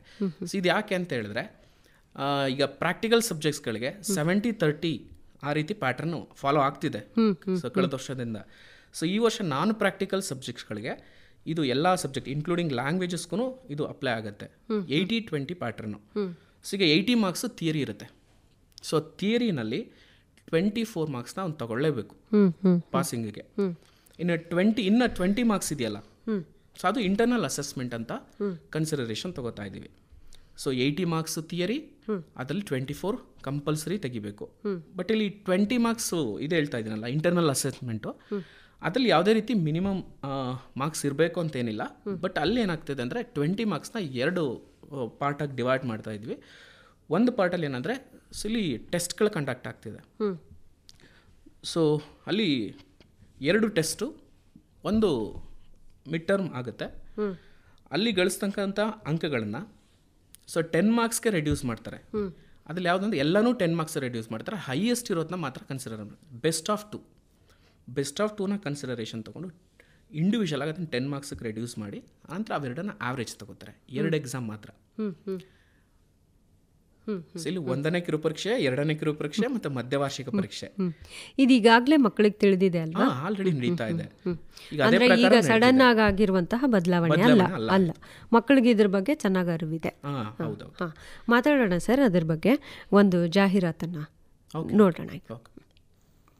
ಹಾಸನ ನಗರದ ಅರಸೀಕೆರೆ ರಸ್ತೆಯ ಬಿ ಕಾಟಿಹಳ್ಳಿಯಲ್ಲಿದೆ 2 ಎಕರೆ ವಿಸ್ತಾರ ಪ್ರದೇಶದಲ್ಲಿ ಉನ್ನತಿ ಶಿಕ್ಷಣ ಸಂಸ್ಥೆಯ ಎಪಿಜೆ ಪಿಯು ಕಾಲೇಜ್. ಈ ಕಾಲೇಜಿನಲ್ಲಿ ಪ್ರಥಮ ಮತ್ತು ಪಿಯುಸಿ ವಿಜ್ಞಾನ ಕೋರ್ಸ್ಗಾಗಿ ಪ್ರವೇಶಾತಿ ಲಭ್ಯವಿದ್ದು ಪಿಸಿಎಂಬಿ ಮತ್ತು ಪಿಸಿಎಂಸಿ ಆಯ್ಕೆಗಳಿವೆ. ಹಾಗೆಯೇ ಇಂಟಿಗ್ರೇಟೆಡ್ ಕೋಚಿಂಗಾಗಿ ಇಲ್ಲಿ ವಿಶೇಷವಾಗಿ ಐಐಟಿ, ಜೆಇಇ, ನೀಟ್ ಹಾಗೂ ಸಿಇಟಿ ತರಬೇತಿ ಲಭ್ಯವಿದೆ. ನಿಮ್ಮ ಮಕ್ಕಳ ಪಿಯು ವಿಜ್ಞಾನದ ನಂತರ ಉತ್ತಮ ಭವಿಷ್ಯಕ್ಕಾಗಿ ಹಾಗೂ ಅವರ ಯಶಸ್ಸಿಗಾಗಿ ನಿಮ್ಮ ಏಕೈಕ ಹಾಗೂ ಅತ್ಯುತ್ತಮ ಆಯ್ಕೆ APJ PU college, B Katihalli, Arsikere ರಸ್ತೆ, ಹಾಸನ. ಕಾರ್ಯಕ್ರಮವನ್ನು ಮತ್ತೆ ಮುಂದುವರ್ಸೋಣ. ಅದಕ್ಕಿಂತ ಮೊದಲು ಮಕ್ಕಳಿಗೆ ಏನಾದರೂ ಗಣಿತ ವಿಷಯಕ್ಕೆ ಸಂಬಂಧಪಟ್ಟ ಹಾಗೆ ಇನ್ನೇನು ಅಂದರೆ 16ನೇ ತಾರೀಕಿಂದ ಪ್ರಿಪ್ರೇಟ್ರಿ ಎಕ್ಸಾಮು ಶುರುವಾಗುತ್ತೆ. ಈಗಾಗಲೇ ಮಕ್ಕಳು ಬಹಳಷ್ಟು ತಯಾರಿಯನ್ನು ನಡೆಸಿರ್ತಾರೆ. ಅವ್ರಿಗೇನಾದರೂ ತಕ್ಷಣಕ್ಕೆ ಪರೀಕ್ಷೆಗೆ ಸಂಬಂಧಪಟ್ಟ ಹಾಗೆ, ಪಠ್ಯಕ್ರಮಕ್ಕೆ ಸಂಬಂಧಪಟ್ಟ ಹಾಗೆ ಏನಾದರೂ ಆತಂಕಗಳಿದ್ದರೆ, ಪ್ರಶ್ನೆಗಳಿದ್ದರೆ ನಮಗೆ ಕರೆ ಮಾಡಿ ಕೇಳಬಹುದು. ದೂರವಾಣಿ ಸಂಖ್ಯೆಗಳನ್ನು ಮತ್ತೊಮ್ಮೆ ಹೇಳ್ತೀನಿ: 245-258, 246-289. ಹಾಸನದ ಹೊರಗಿನಿಂದ ಕರೆ ಮಾಡುವವರು 08172 ಈ STD ಸಂಖ್ಯೆಯನ್ನು ಬಳಸ್ಕೊಳ್ಬೋದು. ಸರ್, ಮಾತು ಮುಂದುವರ್ಸೋಣ. ಅದೇ ಮೇಡಮ್, ಇಂಟರ್ನಲ್ ಅಸೆಸ್ಮೆಂಟ್ ಹೇಳ್ತಾ ಇದ್ನಲ್ಲ, ಅದರಲ್ಲಿ 2 ಕಿರು ಪರೀಕ್ಷೆಗಳಾಗುತ್ತೆ, ಒಂದು ಮಧ್ಯವಾರ್ಷಿಕ ಪರೀಕ್ಷೆ ಆಗುತ್ತೆ. ಅದರಲ್ಲಿ ಬೆಸ್ಟ್ ಆಫ್ 2 ಯಾವುದಾದ್ರೂ 2 ಎಕ್ಸಾಮ್ನ ತೊಗೊಂಡು ಅದನ್ನು 10 ಅಂಕಕ್ಕೆ ಅದನ್ನು ಪರಿವರ್ತಿಸ್ತಿ ಮತ್ತು ಅವೆರಡದ್ದು ಆವ್ರೇಜ್ ತೊಗೊಳೋದು. ಇದು ಪ್ಯಾಟ್ರನ್. ಇಫ್ ಇನ್ ಕೇಸ್ ಆ ಸ್ಟೂಡೆಂಟ್ ಏನಾದರೂ ಈ 3 ಎಕ್ಸಾಮ್ಸಲ್ಲಿ ಯಾವುದಾದ್ರು ಒಂದು ಎಕ್ಸಾಮ್ನ ಬರೀಲಿಲ್ಲ ಅಂದರೆ, ಸೊ ಈಗ ಬರೆದಿರುವಂಥ 2 ಪರೀಕ್ಷೆಲೇ ಅವನೇನು ತೆಗ್ದಿರೋಂಥ ಅಂಕನ ಅದನ್ನ ಕನ್ವರ್ಟ್ ಮಾಡ್ತಾ ಇದ್ದೀವಿ ಅನ್ನುವಂಥದ್ದು 10 ಮಾರ್ಕ್ಸ್ಗೆ. ಆನಂತರ ಅದನ್ನು ಆವ್ರೇಜ್ ತಗೋತೀವಿ. ಒಂದು ವೇಳೆ ಒಂದು ಪರೀಕ್ಷೆ ಮಾತ್ರ ಬಂದಿರ್ತಾನೆ ಅವನು, 3 ಪರೀಕ್ಷೆಯಲ್ಲಿ 1 ಪರೀಕ್ಷೆಗೆ ಮಾತ್ರ ಬಂದಿರ್ತಾನೆ, 2 ಪರೀಕ್ಷೆಗೆ ಬಂದಿರಲ್ಲ. ಆಗ ಬಂದಿರುವಂಥ ಪರೀಕ್ಷೆಯಲ್ಲಿ ಬಂದಿರುವಂಥ ಮಾರ್ಕ್ಸ್ನೇ 10 ಮಾರ್ಕ್ಸ್ಗೆ ರಿಡ್ಯೂಸ್ ಮಾಡಿ ಅದನ್ನು ಅರ್ಧದಷ್ಟು ತಗೊಳ್ತೀವಿ. ಅಂದರೆ ಅದು ಆವ್ರೇಜನ್ನ ಲೆಕ್ಕ. 1 ಎಕ್ಸಾಮ್ 2 ಎಕ್ಸಾಮ್ ನಾವು ಕನ್ಸಿಡರೇಷನ್ ತಗೊಳ್ಳೋದು. ಸೊ 1 ಎಕ್ಸಾಮ್ದು 0 ಅಂತ ಕನ್ಸಿಡರೇಷನ್ ಆಗುತ್ತೆ. ಇನ್ನೊಂದು ಎಕ್ಸಾಮಲ್ಲಿ ಬಂದಿರೋ ಅಂಕಗಳನ್ನು 10 ಅಂಕಕ್ಕೆ ಅದನ್ನು ಪರಿವರ್ತಿಸಿ, ಸೊ ಅದನ್ನು ಅವೆರಡನ್ನ ಆವ್ರೇಜ್ ತೆಗಿತೀವಿ ಅನ್ನುವಂಥದ್ದು. ಇದೆಲ್ಲ ಮಕ್ಕಳಿಗೆ ಅನುಕೂಲ ಆಗಲಿ ಅನ್ನೋ ಕಾರಣಕ್ಕೆ. ಈಗ ಮುಖ್ಯವಾಗಿ ಅವರಿಗೆ ಪ್ರಿಪ್ರೇಟರಿ ಬರೀತಾರಲ್ಲ, ಎಷ್ಟು ಅಂಕಗಳಿಗೆ ಬರೀಬೇಕು ಅವರು? ಸೊ 80 ಅಂಕಗಳಿಗೆ. 80 ಥಿಯರಿ 80 ಅಂಕಗಳಿಗೆ ಇರುತ್ತೆ. ಸೊ ಇದು ಟೆಸ್ಟ್ದು ಒಂದು ಪಾರ್ಟ್ ಆದರೆ ಇದು 10 ಮಾರ್ಕ್ಸ್ಗೆ ಆಯ್ತು. ಇದು ಈಗ ಅಸೈನ್ಮೆಂಟ್ ಮತ್ತು ಅಥವಾ ಪ್ರಾಜೆಕ್ಟ್ ವರ್ಕ್ ಅಂತ, ಸೊ ಇವೆರಡರಲ್ಲಿ ಯಾವ್ದಾದ್ರು ಒಂದನ್ನು ಕೊಟ್ಟಿರ್ತಾರೆ. ಇದು ಕಾಲೇಜು ಅಂಥದ್ದಲ್ಲೇ ನಡೆಯುತ್ತೆ. ಸೊ ಇದರಲ್ಲಿ ಅಸೈನ್ಮೆಂಟ್ ರೈಟಿಂಗ್ಗೆ 5 ಮಾರ್ಕ್ಸ್ ಇರುತ್ತೆ, ಪ್ರೆಸೆಂಟೇಷನ್ಗೆ 3 ಮಾರ್ಕ್ ಇರುತ್ತೆ, ವೈವಾ 2 ಮಾರ್ಕ್ ಇರುತ್ತೆ. ಟೋಟಲ್ ಇದು 10 ಮಾರ್ಕ್ಸ್ ಇರುತ್ತೆ. ಸೊ ಇದು ಟೆಸ್ಟಿಂದ 10 ಮಾರ್ಕು, ಸೊ ಅಸೈನ್ಮೆಂಟಿಂದ 10 ಮಾರ್ಕ್ಸ್, ಟೋಟಲಿ 20 ಮಾರ್ಕ್ಸು ಇದು ಇಂಟರ್ನಲ್ ಅಸೆಸ್ಮೆಂಟಿಂದ ಸೊ ಬರುತ್ತೆ ಅನ್ನುವಂಥದ್ದಲ್ಲಿ. ಸೊ ಇದು ಪ್ಯಾಟ್ರನ್ ಆದರೆ, ಸೊ ಇದರಲ್ಲೂ ಅಷ್ಟೇ. ಈಗ ನಾನು ಕ್ವಶನ್ ಪೇಪರ್ ಪ್ಯಾಟ್ರನ್ಗೆ ಬಂದುಬಿಡ್ತೀನಿ. ಈಗ ಪಾರ್ಟ್ ಎ ಇಂದ ಈ ಸರಿ ಕೇಳ್ತಾ ಇರೋದು, ಪಾರ್ಟ್ ಎ ಇಂದ 1 ಮಾರ್ಕ್ ಕ್ವಶನ್ಸ್ ಇರುತ್ತೆ. ಅಲ್ಲಿ ಕ್ವಶನ್ ನಂಬರ್ 1 ಇಂದ 15 ತನಕ MCQs ಇರುತ್ತೆ. ಇದು ಏನಾಯಿತು, ಇದು ಚೇಂಜಸ್ ಆಯಿತು. ಲಾಸ್ಟ್ ಇಯರ್ ಏನಾಯಿತು, ಜಸ್ಟ್ 10 MCQs ಇತ್ತು. ಹೌದು, ಮ್ಯಾಥಮೆಟಿಕ್ಸ್ 15 ಆಗಿದೆ. 15 ಆಗಿದೆ. ಅಂದ್ರೆ ಅಲ್ಲಿ ವೆರಿ ಶಾರ್ಟ್ ಆನ್ಸರ್ ಟೈಪ್ ಅನ್ನತ್ತ ತೆಗ್ದಿದ್ದಾರೆ ಈ ಸರಿ ಅಂತ. ಹಾಗೆ ಕ್ವಶನ್ ನಂಬರ್ ಎಷ್ಟು ಬರೀಬೇಕು ಇದಕ್ಕೆ? ಇದು ಕಂಪಲ್ಸರಿ ಪಾರ್ಟ್ ಎ ಅನ್ನೋದು ಕಂಪಲ್ಸರಿ ಪಾರ್ಟ್. ಇದರಲ್ಲಿ ಯಾವುದೇ ರೀತಿ ಚಾಯ್ಸ್ ಇರೋದಿಲ್ಲ. ಸೊ ಕ್ವಶನ್ ನಂಬರ್ 16 ಇಂದ 20 ತನಕ fill in the blanks questions ಇರುತ್ತವೆ. ಟೋಟಲಿ 20 ಮಾರ್ಕ್ಸು ಈ ಮೇನ್ ಇರುತ್ತೆ. ಪಾರ್ಟ್ ಎ ಇಂದ 20 ಮಾರ್ಕ್ಸ್ ಇರುತ್ತೆ. ಇನ್ನು ಪಾರ್ಟ್ ಬಿಗೆ ಬಂದರೆ 2 ಮಾರ್ಕ್ ಕ್ವಶನ್ಸ್ ಇರುತ್ತೆ. ಇದು ಕ್ವಶನ್ ನಂಬರ್ 21 ಇಂದ 31 ತನಕ ಇರುತ್ತೆ. ಸೊ ಇದು 11 ಕ್ವಶನ್ಸ್ ಕೇಳ್ತಾರೆ. ಒಟ್ಟು 11 ಪ್ರಶ್ನೆ ಕೇಳ್ತಾರೆ. ನಾವು 6ಕ್ಕೆ ಆನ್ಸರ್ ಮಾಡಬೇಕಾಗತ್ತೆ. ಹಾಗೆ ಪಾರ್ಟ್ ಸಿ ಇಂದ ಸೊ ಇಲ್ಲಿ 3 ಮಾರ್ಕ್ ಕ್ವಶನ್ಸ್ ಇರುತ್ತೆ. ಕ್ವಶನ್ ನಂಬರ್ 32 ಇಂದ 42ವರೆಗೆ ಇರುತ್ತೆ. ಇಲ್ಲೂ 11 ಕ್ವಶನ್ ಕೇಳ್ತಾರೆ. ಸೊ ನಾವು 6ಕ್ಕೆ ಆನ್ಸರ್ ಮಾಡಬೇಕಾಗತ್ತೆ. ಇನ್ನು ಪಾರ್ಟ್ ಡಿ ಇಂದ 5 ಮಾರ್ಕ್ ಕ್ವಶನ್ಸು. ಇದು ಕ್ವಶನ್ ನಂಬರ್ 43 ಇಂದ 50 ತನಕ ಇರುತ್ತೆ. ಇಲ್ಲಿ 8 ಕ್ವಶನ್ಸ್ ಕೇಳ್ತಾರೆ, 8 ಕ್ವಶನ್ ಕೇಳ್ತಾರೆ. ಸೊ ನಾವು 4 ಮಾತ್ರ ಅಟೆಂಡ್ ಮಾಡಬೇಕಾಗತ್ತೆ. ಹಾಗೆ ಪಾರ್ಟ್ ಡಿ, ಸೊ ಈಗ ಲಾಸ್ಟ್ ಹೇಳ್ದಂಗೆ ಲಾಸ್ಟ್ ಇಯರ್ ಥರನೇ ಇದೆ ಇದು. ಸೊ ಇಲ್ಲಿ 6 ಮಾರ್ಕ್ಸ್ದು 2 ಕ್ವಶನ್ ಇರುತ್ತೆ. 6ಅಲ್ಲಿ ಯಾವ್ದಾದ್ರು ಒಂದನ್ನು ಅಟೆಂಡ್ ಮಾಡಬೇಕು. 6 ಮಾರ್ಕ್ಸಲ್ಲಿ 2 ಇರುತ್ತೆ, ಇಂಟರ್ನಲ್ ಚಾಯ್ಸ್ ಅದು ಒಂದು ಬರೀಬೇಕು. 4 ಮಾರ್ಕಲ್ಲೂ 2 ಕ್ವಶನ್ ಇರುತ್ತೆ, ಅದರಲ್ಲಿ ಯಾವ್ದಾದ್ರು ಒಂದನ್ನು ಆಯ್ಕೆ ಮಾಡ್ಕೋಬೇಕು. ಸೊ ಇಲ್ಲಿ 2 ಕ್ವಶನು ಇರುತ್ತೆ. ಸೊ ಅದು ಇಂಡಿವಿಜುವಲ್ ಕ್ವಶನ್ಸು, ಅದರಲ್ಲಿ ಇಂಟರ್ನಲ್ ಚಾಯ್ಸ್ ಇರುತ್ತೆ, ಒಂದೊಂದನ್ನು ಅಟೆಂಡ್ ಮಾಡಬೇಕು. 6 ಮಾರ್ಕ್ಸಲ್ಲಿ ಒಂದು, 4 ಮಾರ್ಕ್ಸಲ್ಲಿ ಒಂದು ಅಟೆಂಡ್ ಮಾಡಬೇಕಾಗತ್ತೆ. ಇನ್ನು ಚಾಪ್ಟರ್ ವೈಸ್ ಬರೋದಾದರೆ, ಚಾಪ್ಟರ್ ವೈಸ್ ವೈಟೇಜಿಗೆ ಬರೋದಾದರೆ, ಈಗ ರಿಲೇಷನ್ಸ್ ಆ್ಯಂಡ್ ಫಂಕ್ಷನ್ಸ್ ಅನ್ನೋ ಕಾನ್ಸೆಪ್ಟಲ್ಲಿ MCQs 2 ಬರುತ್ತೆ, 3 ಮಾರ್ಕ್ ಕ್ವಶನ್ನು 1 ಬರುತ್ತೆ, ಹಾಗೆ 5 ಮಾರ್ಕ್ ಕ್ವಶನ್ 1 ಬರುತ್ತೆ. ಸೊ ಟೋಟಲಿ 10 ಮಾರ್ಕ್ಗೆ ಈ ಚಾಪ್ಟರಿಂದ ಬರುತ್ತೆ. ಸೊ ಇಲ್ಲಿ ಒಟ್ಟು ಕ್ವಶನ್ಸ್ಗಳಿರುತ್ತೆ, 4 ಕ್ವಶನ್ ಇರುತ್ತೆ ಟೋಟಲ್. ಈ ಚಾಪ್ಟರಿಂದ 4 ಕ್ವಶನ್ ಕೇಳ್ತಾರೆ. MCQs 2, 3 ಮಾರ್ಕ್ 1, 5 ಮಾರ್ಕ್ 1, ಒಟ್ಟು 10 ಅಂಕಗಳಿಗೆ ಇರುತ್ತೆ ಅನ್ನುವಂಥದ್ದು. ನೆಕ್ಸ್ಟ್ ಇನ್ವರ್ಸ್ ಟ್ರಿಗ್ನೋಮೆಟ್ರಿಕ್ ಫಂಕ್ಷನ್ಸ್, ಇದರಲ್ಲಿ MCQ 1, fill in the blank 1, 2 mark 1, ಹಾಗೆ 3 ಮಾರ್ಕ್ 1 ಕ್ವಶನ್ ಕೇಳ್ತಾರೆ. ಒಟ್ಟು 7 ಮಾರ್ಕ್ಗೆ 4 ಕ್ವಶನ್ಸು ಈ ಚಾಪ್ಟರಿಂದ ಬರುತ್ತೆ ಅನ್ನುವಂಥದ್ದು. ಹಾಗೆ ಮ್ಯಾಟ್ರಿಕ್ಸ್ ಅನ್ನೋ ಚಾಪ್ಟರಿಂದ ಸೊ MCQ 1, 3 ಮಾರ್ಕ್ 1, ಹಾಗೆ 5 ಮಾರ್ಕ್ 1 ಕ್ವಶನ್ ಇರುತ್ತೆ, ಒಟ್ಟು 9 ಅಂಕಗಳಿಗಿರುತ್ತೆ. ಇಲ್ಲಿ 3 ಕ್ವಶನ್ಸ್ ಇರುತ್ತೆ ಈ ಚಾಪ್ಟರಿಂದ. ನೆಕ್ಸ್ಟ್ ಡಿಟರ್ಮಿನೆಂಟ್ಸಿಂದ so MCQ 1, fill in the blanks 1, 2 marks 1, ಹಾಗೆ 5 ಮಾರ್ಕ್ 1, 4 ಮಾರ್ಕ್ 1, ಒಟ್ಟು 13 ಅಂಕಗಳಿಗಿರುತ್ತೆ. ಸೊ 5 ಕ್ವಶನ್ ಈ ಚಾಪ್ಟರಿಂದ ಬರುತ್ತೆ. ಸೊ ಇನ್ನು ಕಂಟಿನ್ಯೂಟಿ ಆ್ಯಂಡ್ ಡಿಫರೆನ್ಷಿಯಬಿಲಿಟಿ ಒಳಗಡೆ MCQs 2 ಇರುತ್ತೆ. So 2 mark 1, 3 mark 2, 5 mark 1, 4 mark 1, ಒಟ್ಟು 19 ಅಂಕಗಳಿಗೆ ಬರುತ್ತೆ. ಸೊ ಇಲ್ಲಿ 7 ಕ್ವಶನ್ ಇರುತ್ತೆ ಟೋಟಲ್. ನೆಕ್ಸ್ಟ್ ಅಪ್ಲಿಕೇಶನ್ ಆಫ್ ಡೆರಿವೇಟಿವ್ಸಿಂದ MCQ 1, ಸೊ 2 ಮಾರ್ಕ್ಸ್ 2, 3 ಮಾರ್ಕ್ಸ್ 1, ಒಟ್ಟು 8 ಅಂಕಗಳಿಗೆ ಈ ಚಾಪ್ಟರಿಂದ ಬರುತ್ತೆ. ಸೊ ಇದು ಒಟ್ಟು 4 ಕ್ವಶನ್ಸ್ಗಳಿರುತ್ತೆ. ನೆಕ್ಸ್ಟ್ ಇಂಟಿಗ್ರೇಷನ್ಗೆ ಬಂದರೆ ಅಲ್ಲಿ MCQs 2 ಇರುತ್ತೆ. ಸೊ 2 ಮಾರ್ಕ್ಸು 2 ಕ್ವಶನ್ ಇರುತ್ತೆ. ಸೊ 3 ಮಾರ್ಕ್ದು 1, 5 ಮಾರ್ಕ್ದು 1, 6 ಮಾರ್ಕ್ಸ್ 1, ಟೋಟಲ್ 20 ಮಾರ್ಕ್ಸ್ಗೆ ಹೈಯೆಸ್ಟ್ ವೈಟೇಜ್ ಇರುವಂಥ ಟಾಪಿಕ್ ಇದು. ಇಲ್ಲಿ 7 ಕ್ವಶನ್ಸ್ ಇರುತ್ತೆ, 20 ಮಾರ್ಕಾಗಿ ಬರುತ್ತೆ ಇದು. ನೆಕ್ಸ್ಟ್ ಅಪ್ಲಿಕೇಶನ್ ಆಫ್ ಇಂಟಿಗ್ರಲ್ಸಿಂದ ಇಲ್ಲಿ 5 ಮಾರ್ಕ್ದು ಒಂದೇ ಕ್ವಶನ್ ಇರುತ್ತೆ. ಸೊ ಈ ಚಾಪ್ಟರಿಂದ. ನೆಕ್ಸ್ಟು ಡಿಫರೆನ್ಷಿಯಲ್ ಈಕ್ವೇಷನ್ ಅನ್ನೋ ಚಾಪ್ಟರಿಂದ fill in the blank 1, 3 mark 1, 5 mark 1, totally 10 ಮಾರ್ಕ್ಗೆ ಈ ಚಾಪ್ಟರಿಂದ ಬರುತ್ತೆ. ಸೊ 3 ಕ್ವಶನ್ಸು ಅಪಿಯರ್ ಆಗುತ್ತೆ ಈ ಚಾಪ್ಟರಿಂದ. ವೆಕ್ಟರ್ಸ್ ಅನ್ನೋ ಚಾಪ್ಟರಿಂದ, ನೆಕ್ಸ್ಟ್ ವೆಕ್ಟರ್ ಆಲ್ಜಿಬ್ರಾ ಅನ್ನೋ ಚಾಪ್ಟರಿಂದ ಸೊ MCQs 2 ಇರುತ್ತೆ, 2 ಮಾರ್ಕ್ಸ್ 2, ಸೊ 3 ಮಾರ್ಕ್ಸ್ 1, ಸೊ 9 ಮಾರ್ಕ್ಸ್ಗೆ ಬರುತ್ತೆ ಟೋಟಲ್. ಸೊ ಒಟ್ಟು 5 ಕ್ವಶನ್ಸ್ ಇರುತ್ತೆ ಇಲ್ಲಿಂದ ವೆಕ್ಟರ್ಸಿಂದ. Next chapter 3 dimensional geometry. So ಇಲ್ಲಿ MCQ 1 ಇರುತ್ತೆ, ಫಿಲ್ ಇನ್ ದಿ ಬ್ಲ್ಯಾಂಕ್ಸ್ 1 ಇರುತ್ತೆ, ಹಾಗೆ 2 ಮಾರ್ಕ್ಸ್ ಕ್ವಶನ್ 1 ಇರುತ್ತೆ, 5 ಮಾರ್ಕ್ 1 ಇರುತ್ತೆ, ಒಟ್ಟು 9 ಅಂಕಗಳಿಗೆ ಇಲ್ಲಿ ಕೇಳ್ತಾರೆ ಅನ್ನೋಂಥದ್ದು. ಸೊ ಒಟ್ಟು 4 ಕ್ವಶನ್ ಇರುತ್ತೆ 3Dಯಿಂದ. Next linear programming. So linear ಪ್ರೋಗ್ರಾಮಿಂಗಿಂದ MCQ 1 ಇರುತ್ತೆ, ಹಾಗೆ 6 ಮಾರ್ಕ್ಸ್ 1 ಇರುತ್ತೆ. ಸೊ ಹಾಗೆ ಒಟ್ಟು ಇಲ್ಲಿ 7 ಮಾರ್ಕ್ಸ್ ಕೇಳ್ತಾರೆ. ಸೊ MCQ 1, 6 ಮಾರ್ಕ್ 1, 7 ಮಾರ್ಕ್ಗೆ ಈ ಚಾಪ್ಟರಿಂದ ಇರುತ್ತೆ. ಒಟ್ಟು 2 ಕ್ವಶನ್ ಈ ಚಾಪ್ಟರಿಂದ ಬರೋದು.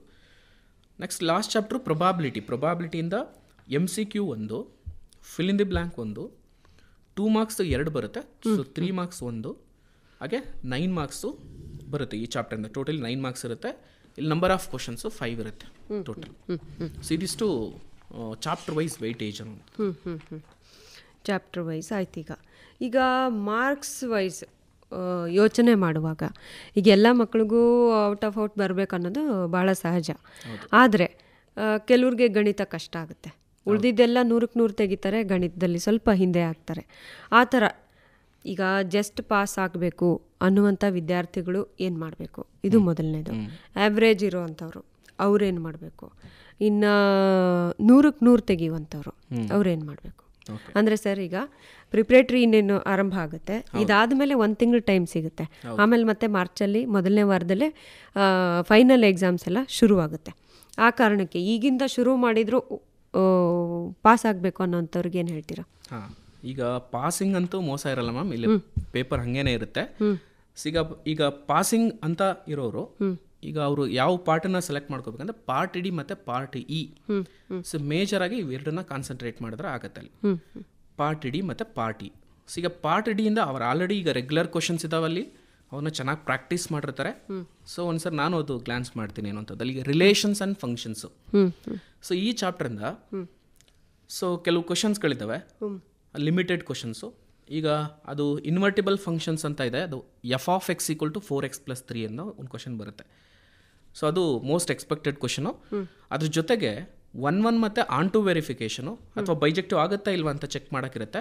ಅಂಥ ಕ್ವಶನ್ಸ್ಗಳು ಇದ್ದಾವೆ, ಅವನು ನೋಡ್ಕೋಬೋದು. ಅಲ್ಲಿ 3 - 4x ಅಂತ ಬರುತ್ತೆ, x - 2/x - 3, ಹಾಗೆ 1 + x² ಅಂತ ಬರುತ್ತೆ. ಈ ಕ್ವಶನ್ಸು ಲಿಮಿಟೆಡ್ ಕ್ವಶನ್ಸೇ, ತುಂಬ ಏನು ಕ್ವಶನ್ಸ್ ಓದೋದಿರೋದಿಲ್ಲ, ಲಿಮಿಟೆಡ್ ಕ್ವಶನ್ಸು ಓದ್ಕೊಂಡ್ರೂ ಆಗುತ್ತೆ. ಈಗ ರಿಲೇಷನ್ಸ್ ಆ್ಯಂಡ್ ಫಂಕ್ಷನ್ಸಲ್ಲಿ ಈ ಕ್ವಶನ್ಸ್ಗಳನ್ನು ಚೆನ್ನಾಗಿ ಪ್ರಾಕ್ಟೀಸ್ ಮಾಡಿದ್ರೆ ಆಗುತ್ತೆ ಅನ್ನೋವಂಥದ್ದು. ನೆಕ್ಸ್ಟು ಮ್ಯಾಟ್ರಿಸಸ್ಗೆ ಬಂದರೆ, ಮ್ಯಾಟ್ರಿಸಸ್ಸಲ್ಲಿ ಆಲ್ಜಿಬ್ರಾ ಆಫ್ ಮ್ಯಾಟ್ರಿಸಸ್ ಬಗ್ಗೆ ಇದು ತುಂಬ ಈಸಿ ಆಗುತ್ತೆ ಅವ್ರಿಗೆ. ಅಡಿಷನ್ನು, ಸಬ್ಟ್ರಾಕ್ಷನ್ನು, ಮಲ್ಟಿಪ್ಲಿಕೇಶನು, ಹಾಗೆ ಟ್ರಾನ್ಸ್ಪೋಸ್ ಮೇಲೆ ಇರುತ್ತೆ. ಸ್ವಲ್ಪ ಈಗ ಮಲ್ಟಿಪ್ಲಿಕೇಶನ್ ಬಂದಾಗ ಸ್ವಲ್ಪ ಕೇರ್ ಇಂದ ಮಾಡಬೇಕಾಗತ್ತೆ. ಇನ್ನು ಮಿಕ್ಕಿದಲ್ಲಿ ಅಡಿಷನ್ ಕೊಟ್ಟರೆ ಮಾಡ್ತಾರೆ, ಮಲ್ಟಿಪ್ಲಿಕೇಶನ್ ಕರೆಕ್ಟಾಗಿ ಪ್ರಾಕ್ಟೀಸ್ ಮಾಡ್ಕೊಂಡ್ರೆ ಅದು ಈಸಿ ಕ್ವಶನ್ ಅದು ಮ್ಯಾಟ್ರಿಸಸ್ಸು. ಸೊ ಇನ್ನು ಡಿಟರ್ಮಿನೆಂಟ್ಸ್ಗೆ ಬಂದರೆ ಮ್ಯಾಟ್ರಿಕ್ಸ್ ಮೆಥಡ್ ಅಂತ ಇದೆ. ಸೊ ಅದು ಈಸಿ ಆಗಿದೆ, ಚೆನ್ನಾಗಿ ಪ್ರಾಕ್ಟೀಸ್ ಮಾಡಿದ್ರೆ ಅದನ್ನು ಚಾಯ್ಸ್ ಮಾಡ್ಕೋಬೋದು. ಇಲ್ಲಿ 3 ಕ್ವಶನ್ ಆಯಿತು ಒಟ್ಟಿಗೆ. ಇನ್ನು ಕಂಟಿನ್ಯೂಟಿ ಡಿಫ್ರೆನ್ಷಿಯಬಿಲಿಟಿ ಬಂದರೆ ಇಲ್ಲಿ ಸೆಕೆಂಡ್ ಆರ್ಡರ್ ಡೆರಿವೇಟಿವ್ಸ್ ಮೇಲೆ ಒಂದು 4 ರಿಂದ 5 ಕ್ವಶನ್ ಬರ್ತವೆ. ಅವ್ನು ಚೆನ್ನಾಗಿ ಪ್ರಾಕ್ಟೀಸ್ ಮಾಡಿದ್ರೆ ಆಗುತ್ತೆ ಅಲ್ಲಿ ಕಂಟಿನ್ಯೂಟಿ ಡಿಫ್ರೆನ್ಷಿಯಬಿಲಿಟಿಯಿಂದ. ಸಿನ ಇಲ್ಲಿ 4 ಕ್ವಶನ್ ಆಯಿತು. ಇನ್ನೊಂದು ಕ್ವಶನ್ ಅವರು ಇದನ್ನು ಪ್ರಾಕ್ಟೀಸ್ ಮಾಡ್ಕೊಂಡ್ರೆ ಆಗುತ್ತೆ, ಅದು 3D ಜಾಮೆಟ್ರಿ. ಸೊ 3D ಜಾಮೆಟ್ರಿನಲ್ಲಿ ಡೆರವೇಷನ್ ಇರುತ್ತೆ. ಆ್ಯಕ್ಚುಲಿ ಡೆರವೇಷನ್ ತುಂಬ ಡೆರವೇಷನ್ಸ್ ಇತ್ತು. ಲಾಸ್ಟ್ ಇಯರ್ 5 ಡೆರವೇಷನ್ಸ್ ಇಂಪಾರ್ಟೆಂಟ್ ಅಂತ ಹೇಳ್ತಾ ಇದ್ವಿ. ಈಗ ಡೆರವೇಷನ್ಸ್ ಅಂತ ಇರೋದೇ 2 ಡೆರವೇಷನ್ನು. ಒಂದು equation of a line passing through a given point and parallel to a given vector ಅಂತ. ಸೊ ಇದೊಂದು ಡೆರವೇಷನ್ ಇದೆ. ಇದ್ರ ಜೊತೆಗೆ shortest distance between skew lines ಅಂತ ಇದೆ. ಆ shortest distance between skew lines ಅನ್ನೋದು ಇದುವರೆಗೆ 2014 23 ಒಂದ್ಸರಿನೂ ಕೇಳಿಲ್ಲ. ಸ್ವಲ್ಪ ಸರ್ತಿ ಕೇಳಬಾರ್ದು ಅಂತಾನೂ ಇಲ್ಲ, ಆ ಥರನೂ ಇಲ್ಲ, ಕೇಳಬಾರ್ದು ಅಂತಾನೂ ಇಲ್ಲ. ಬಟ್ ಮೋಸ್ಟ್ ಎಕ್ಸ್ಪೆಕ್ಟೆಡ್ ಕ್ವಶನ್ ಇದೊಂದೇ ಕ್ವಶನ್. ಇದನ್ನು ಪ್ರಾಕ್ಟೀಸ್ ಮಾಡಿಕೊಂಡು ಅದನ್ನ ಪ್ರಾಬ್ಲಮ್ಸ್ ಎಲ್ಲ ಏನಾದರೂ ಬರ್ಬೋದು ಅಲ್ಲಿ ಶಾರ್ಟೆಸ್ಟ್ ಡಿಸ್ಟೆನ್ಸ್ದು, ಅದನ್ನು ಪ್ರಾಬ್ಲಮ್ಸು ನೋಡ್ಕೊಳ್ಳಿ ಅನ್ನುವಂಥದ್ದಲ್ಲಿ. ಹಾಗಾಗಿ ಇಲ್ಲಿ ನಾನು ಹೇಳಿದ್ದು 5 ಕ್ವಶನ್ ಹೇಳಿದೆ, ನಾವು ಬರೆಯೋಕ್ಕಿರೋದೆ 4 ಕ್ವಶನ್. 5 ಚೆನ್ನಾಗಿ ಪ್ರಾಕ್ಟೀಸ್ ಮಾಡಿಕೊಂಡ್ರೆ ಸೊ ನಿಮಗೆ ಅದು ಬೆನಿಫಿಟ್ ಆಗುತ್ತೆ ಅನ್ನುವಂಥದ್ದು. ಸರ್, ಈಗ ನಿಮ್ಮ ಎಕ್ಸ್ಪೀರಿಯನ್ಸಲ್ಲಿ ಹೇಳೋದಾದರೆ, ಈಗಾಗಲೇ ಹಲವಾರು ಟೆಸ್ಟ್ಗಳನ್ನು ಮಾಡಿರ್ತೀರ, ಯಾವ ಚಾಪ್ಟರ್ ತುಂಬ ಕಷ್ಟ ಅಂತ ಅನಿಸುತ್ತೆ ನಿಮ್ಮ ಅಂದರೆ ಇವ್ಯಾಲ್ಯುಯೇಷನ್ ಮಾಡುವಾಗ, ಮೌಲ್ಯಮಾಪನ ಮಾಡುವಾಗ?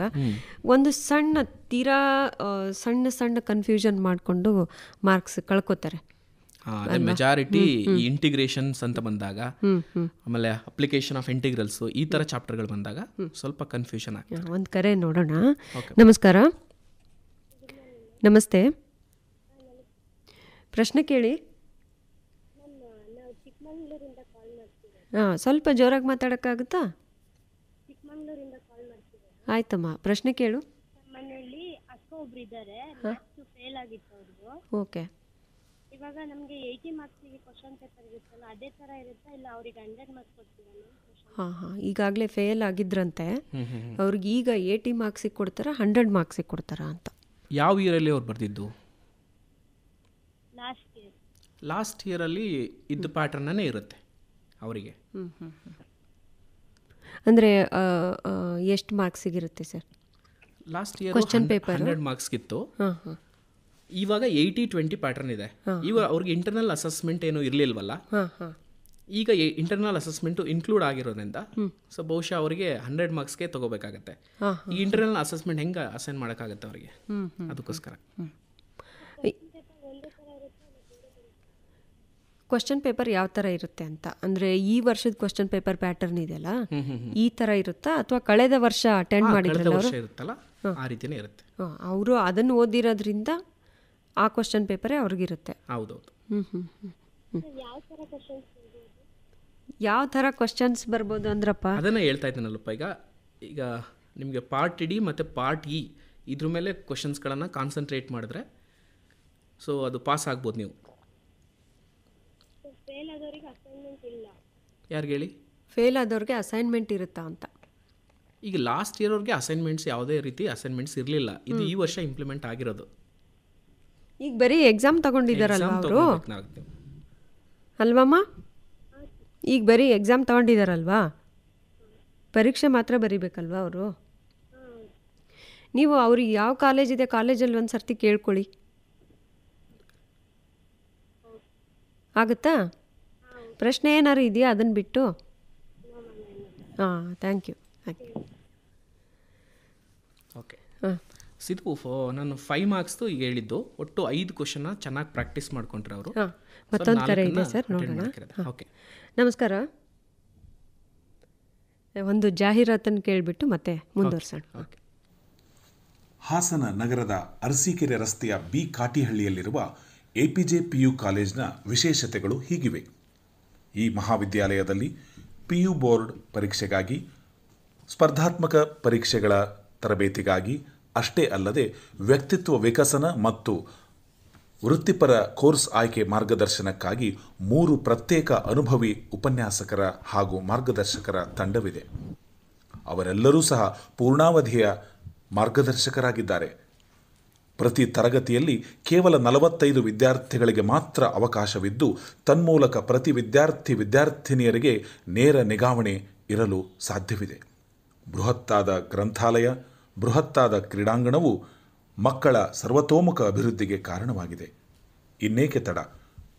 ಪಿಯು ಪ್ರಥಮ ವಿಜ್ಞಾನ ಕೋರ್ಸ್ಗಾಗಿ ಹಾಸನ ಜಿಲ್ಲೆಯ ಪ್ರತಿಯೊಬ್ಬ ಪೋಷಕರ ಮತ್ತು ವಿದ್ಯಾರ್ಥಿಗಳ ಮೊದಲ ಆಯ್ಕೆ APJ PU college, B Katihalli, Arsikere ರಸ್ತೆ, ಹಾಸನ.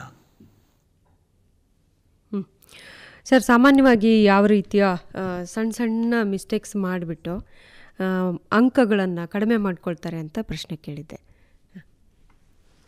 ಅದು ಮಿಸ್ಟೇಕ್ಸ್ದು ಹೇಳ್ಬಿಡ್ತೀನಿ. ಇದು ಅವರು ಈಗ ಸ್ಲೋ ರನ್ನರ್ಸ್ ಅವ್ರಿಗೆ ಪಾರ್ಟ್ ಇ ಇಂದ ಯಾವುದು ಅಂತ ಹೇಳ್ಬಿಟ್ಟು ನಂತರ ಅದು ಕಂಟಿನ್ಯೂ. ಆಯ್ತಾಯ್ತು. ಓಕೆ, ಸೊ ಈಗ ಪಾರ್ಟ್ ಡಿನಲ್ಲಿ ನಾನು 5 ಕ್ವಶನ್ ಹೇಳಿದ್ದೀನಿ. ಈಗ ಪಾರ್ಟ್ ಈಗ ಬಂದರೆ, ಸೊ ಇದು ಇಂಟರ್ನಲ್ ಚಾಯ್ಸ್ ಅಂತ ಹೇಳಿದೆ ಆವಾಗಲೇ. 6 ಮಾರ್ಕ್ಸ್ದು 2 ಕ್ವಶನ್ಸ್ ಇರುತ್ತೆ ಅಂತ. ಒಂದು ಇಂಟಿಗ್ರೇಷನಿಂದ ಇರುತ್ತೆ, ಒಂದು LPP ಇಂದ ಇರುತ್ತೆ. ಸೊ ಇದು ಮೆಜಾರಿಟಿ ಆಫ್ ದ ಸ್ಟೂಡೆಂಟ್ಸು LPPಗೆ ಹೋಗ್ತಾರೆ. ಸೊ LPP ಕರೆಕ್ಟಾಗಿ ಒಂದು ಲಿಮಿಟೆಡ್ ಕ್ವಶನ್ಸ್ ಇದೆ, ಅದನ್ನು ಚೆನ್ನಾಗಿ ಪ್ರಾಕ್ಟೀಸ್ ಮಾಡಿಕೊಂಡ್ರೆ ಸೊ ನಿಮಗೆ ಉತ್ತಮ LPP ಚೂಸ್ ಮಾಡ್ಕೋಬೋದು. ಈ ಸ್ಲೋ ರನ್ನರ್ಸ್ ಅಂತ ಹೇಳ್ತೀವಲ್ಲ ಅಂಥವ್ರು. ಈಗ 4 ಮಾರ್ಕಿಗೆ ನೋಡೋದಾದರೆ 4 ಮಾರ್ಕಿಗೆ 2 ಕ್ವಶನ್ ಇರುತ್ತೆ. ಒಂದು ಕಂಟಿನ್ಯೂಟಿ ಮೇಲೆ, ಸೊ ಇನ್ನೊಂದು ಒಂದು ಕರೆ ನೋಡ್ಬಿಟ್ಟು ಮತ್ತೆ ಮಾತಾಡೋಣ. ನಮಸ್ತೆ. ನಮಸ್ತೆ ಮೇಡಮ್. ತಮ್ಮ ಹೆಸರು ಹೇಳಿ. ನಮ್ಮ ಹೆಸರು ಉಮೇಶ್ ಅಂತ ಮೇಡಮ್, ಬಳ್ಳಾರಿಯಿಂದ. ಪ್ರಶ್ನೆ ಕೇಳಿ. ನಮ್ಮ ಅಕ್ಕನ ಮಗ ಅವನು ಫಸ್ಟ್ PUC ಇವಾಗ, ಬಟ್ ಅವನು ಮ್ಯಾಥ್ಸ್ ಅಲ್ಲಿ ವೀಕ್ ಇದ್ದಾನೆ. ಇವಾಗ್ಲಿಂದಾನೆ ಅವನಿಗೆ ಬೇಸಿಕ್ಸ್ ಅಲ್ಲಿ ಸೆಕೆಂಡ್ PUC ಅಲ್ಲಿ ಈಜಿ ಆಗ್ಬೇಕಂದ್ರೆ ಫೌಂಡೇಶನ್ ಸ್ಟ್ರಾಂಗ್ ಯಾವ ರೀತಿ ಮಾಡ್ಬೋದು ಅಂತ. ಅಲ್ಲ, ಇದು ಭಾಳ ಜನರಲ್ ಕ್ವಶನ್ ಆಯಿತು. ನಾವು ಇವತ್ತು ದ್ವಿತೀಯ PUC ಪರೀಕ್ಷಾ ಸಿದ್ಧತೆ ಬಗ್ಗೆ ಮಾತಾಡ್ತಾ ಇದ್ದೀವಿ. Okay, thank you. ಅಲ್ಲ ಮೇಡಮ್, ಸೆಕೆಂಡ್ PUC ಇಲ್ಲಲ್ಲ? ಸೆಕೆಂಡ್ PUCಗೆ ಸಂಬಂಧಪಟ್ಟ ಹಾಗೆ ಏನಾದರೂ ಪ್ರಶ್ನೆ ಇದ್ದರೆ ಕೇಳಿ, ಮ್ಯಾಥಮೆಟಿಕ್ಸ್ ವಿಷಯಕ್ಕೆ. ಇಂಟಿಗ್ರೇಷನ್ ಮತ್ತೆ ಡಿಫ್ರೆನ್ಸಿಯೇಷನ್ ಇದೆಯಲ್ಲ, ಅದರಲ್ಲಿ ಯಾವ ರೀತಿ ನಾವು ಪ್ರಾಕ್ಟೀಸ್ ಮಾಡಬೇಕು ಮತ್ತೆ ಇಂಪಾರ್ಟೆಂಟ್ ಕ್ವೆಶ್ಚನ್ಸ್ ಏನಂತ ಹೇಳ್ತಾರೆ. ಈಗ ಇಂಟಿಗ್ರೇಷನ್ ಅಂತ ಹೇಳುವಾಗ ಇಂಟಿಗ್ರೇಷನ್ಸಲ್ಲಿ ಕೆಲವರು ಕಷ್ಟ ಅಂತ ಫೀಲ್ ಮಾಡ್ಕೋತೀರಾ. ಅಲ್ಲಿ ಕೆಲವರು ಈಗ ಪಾರ್ಷಿಯಲ್ ಫ್ರ್ಯಾಕ್ಷನ್ ಅಂತ ಇದೆ, ಅಲ್ಲಿ ಮೆಥಡಲ್ಲಿ ಪಾರ್ಷಿಯಲ್ ಫ್ರ್ಯಾಕ್ಷನ್ ಮೆಥಡ್ ಇದೆಯಲ್ಲ, ಅದನ್ನು ಪ್ರಾಕ್ಟೀಸ್ ಮಾಡ್ಕೊಂಡ್ರೆ 3 ಮಾರ್ಕ್ಸಿಗೆ ಬರ್ತಾ ಇರುತ್ತೆ. ಅಲ್ಲಿ ಆ ಕ್ವಶನ್ನ ಚೂಸ್ ಮಾಡ್ಬೋದು. ಅಥವಾ ಇಂಟಿಗ್ರೇಷನ್ ಬೈ ಪಾರ್ಟ್ಸ್ ಅಂತ ಇದೆ, ಅಲ್ಲೂ ಲಿಮಿಟೆಡ್ ಕ್ವಶನ್ಸ್ ಇದೆ, ಅದನ್ನು ಪ್ರಾಕ್ಟೀಸ್ ಮಾಡ್ಕೋಬೋದು.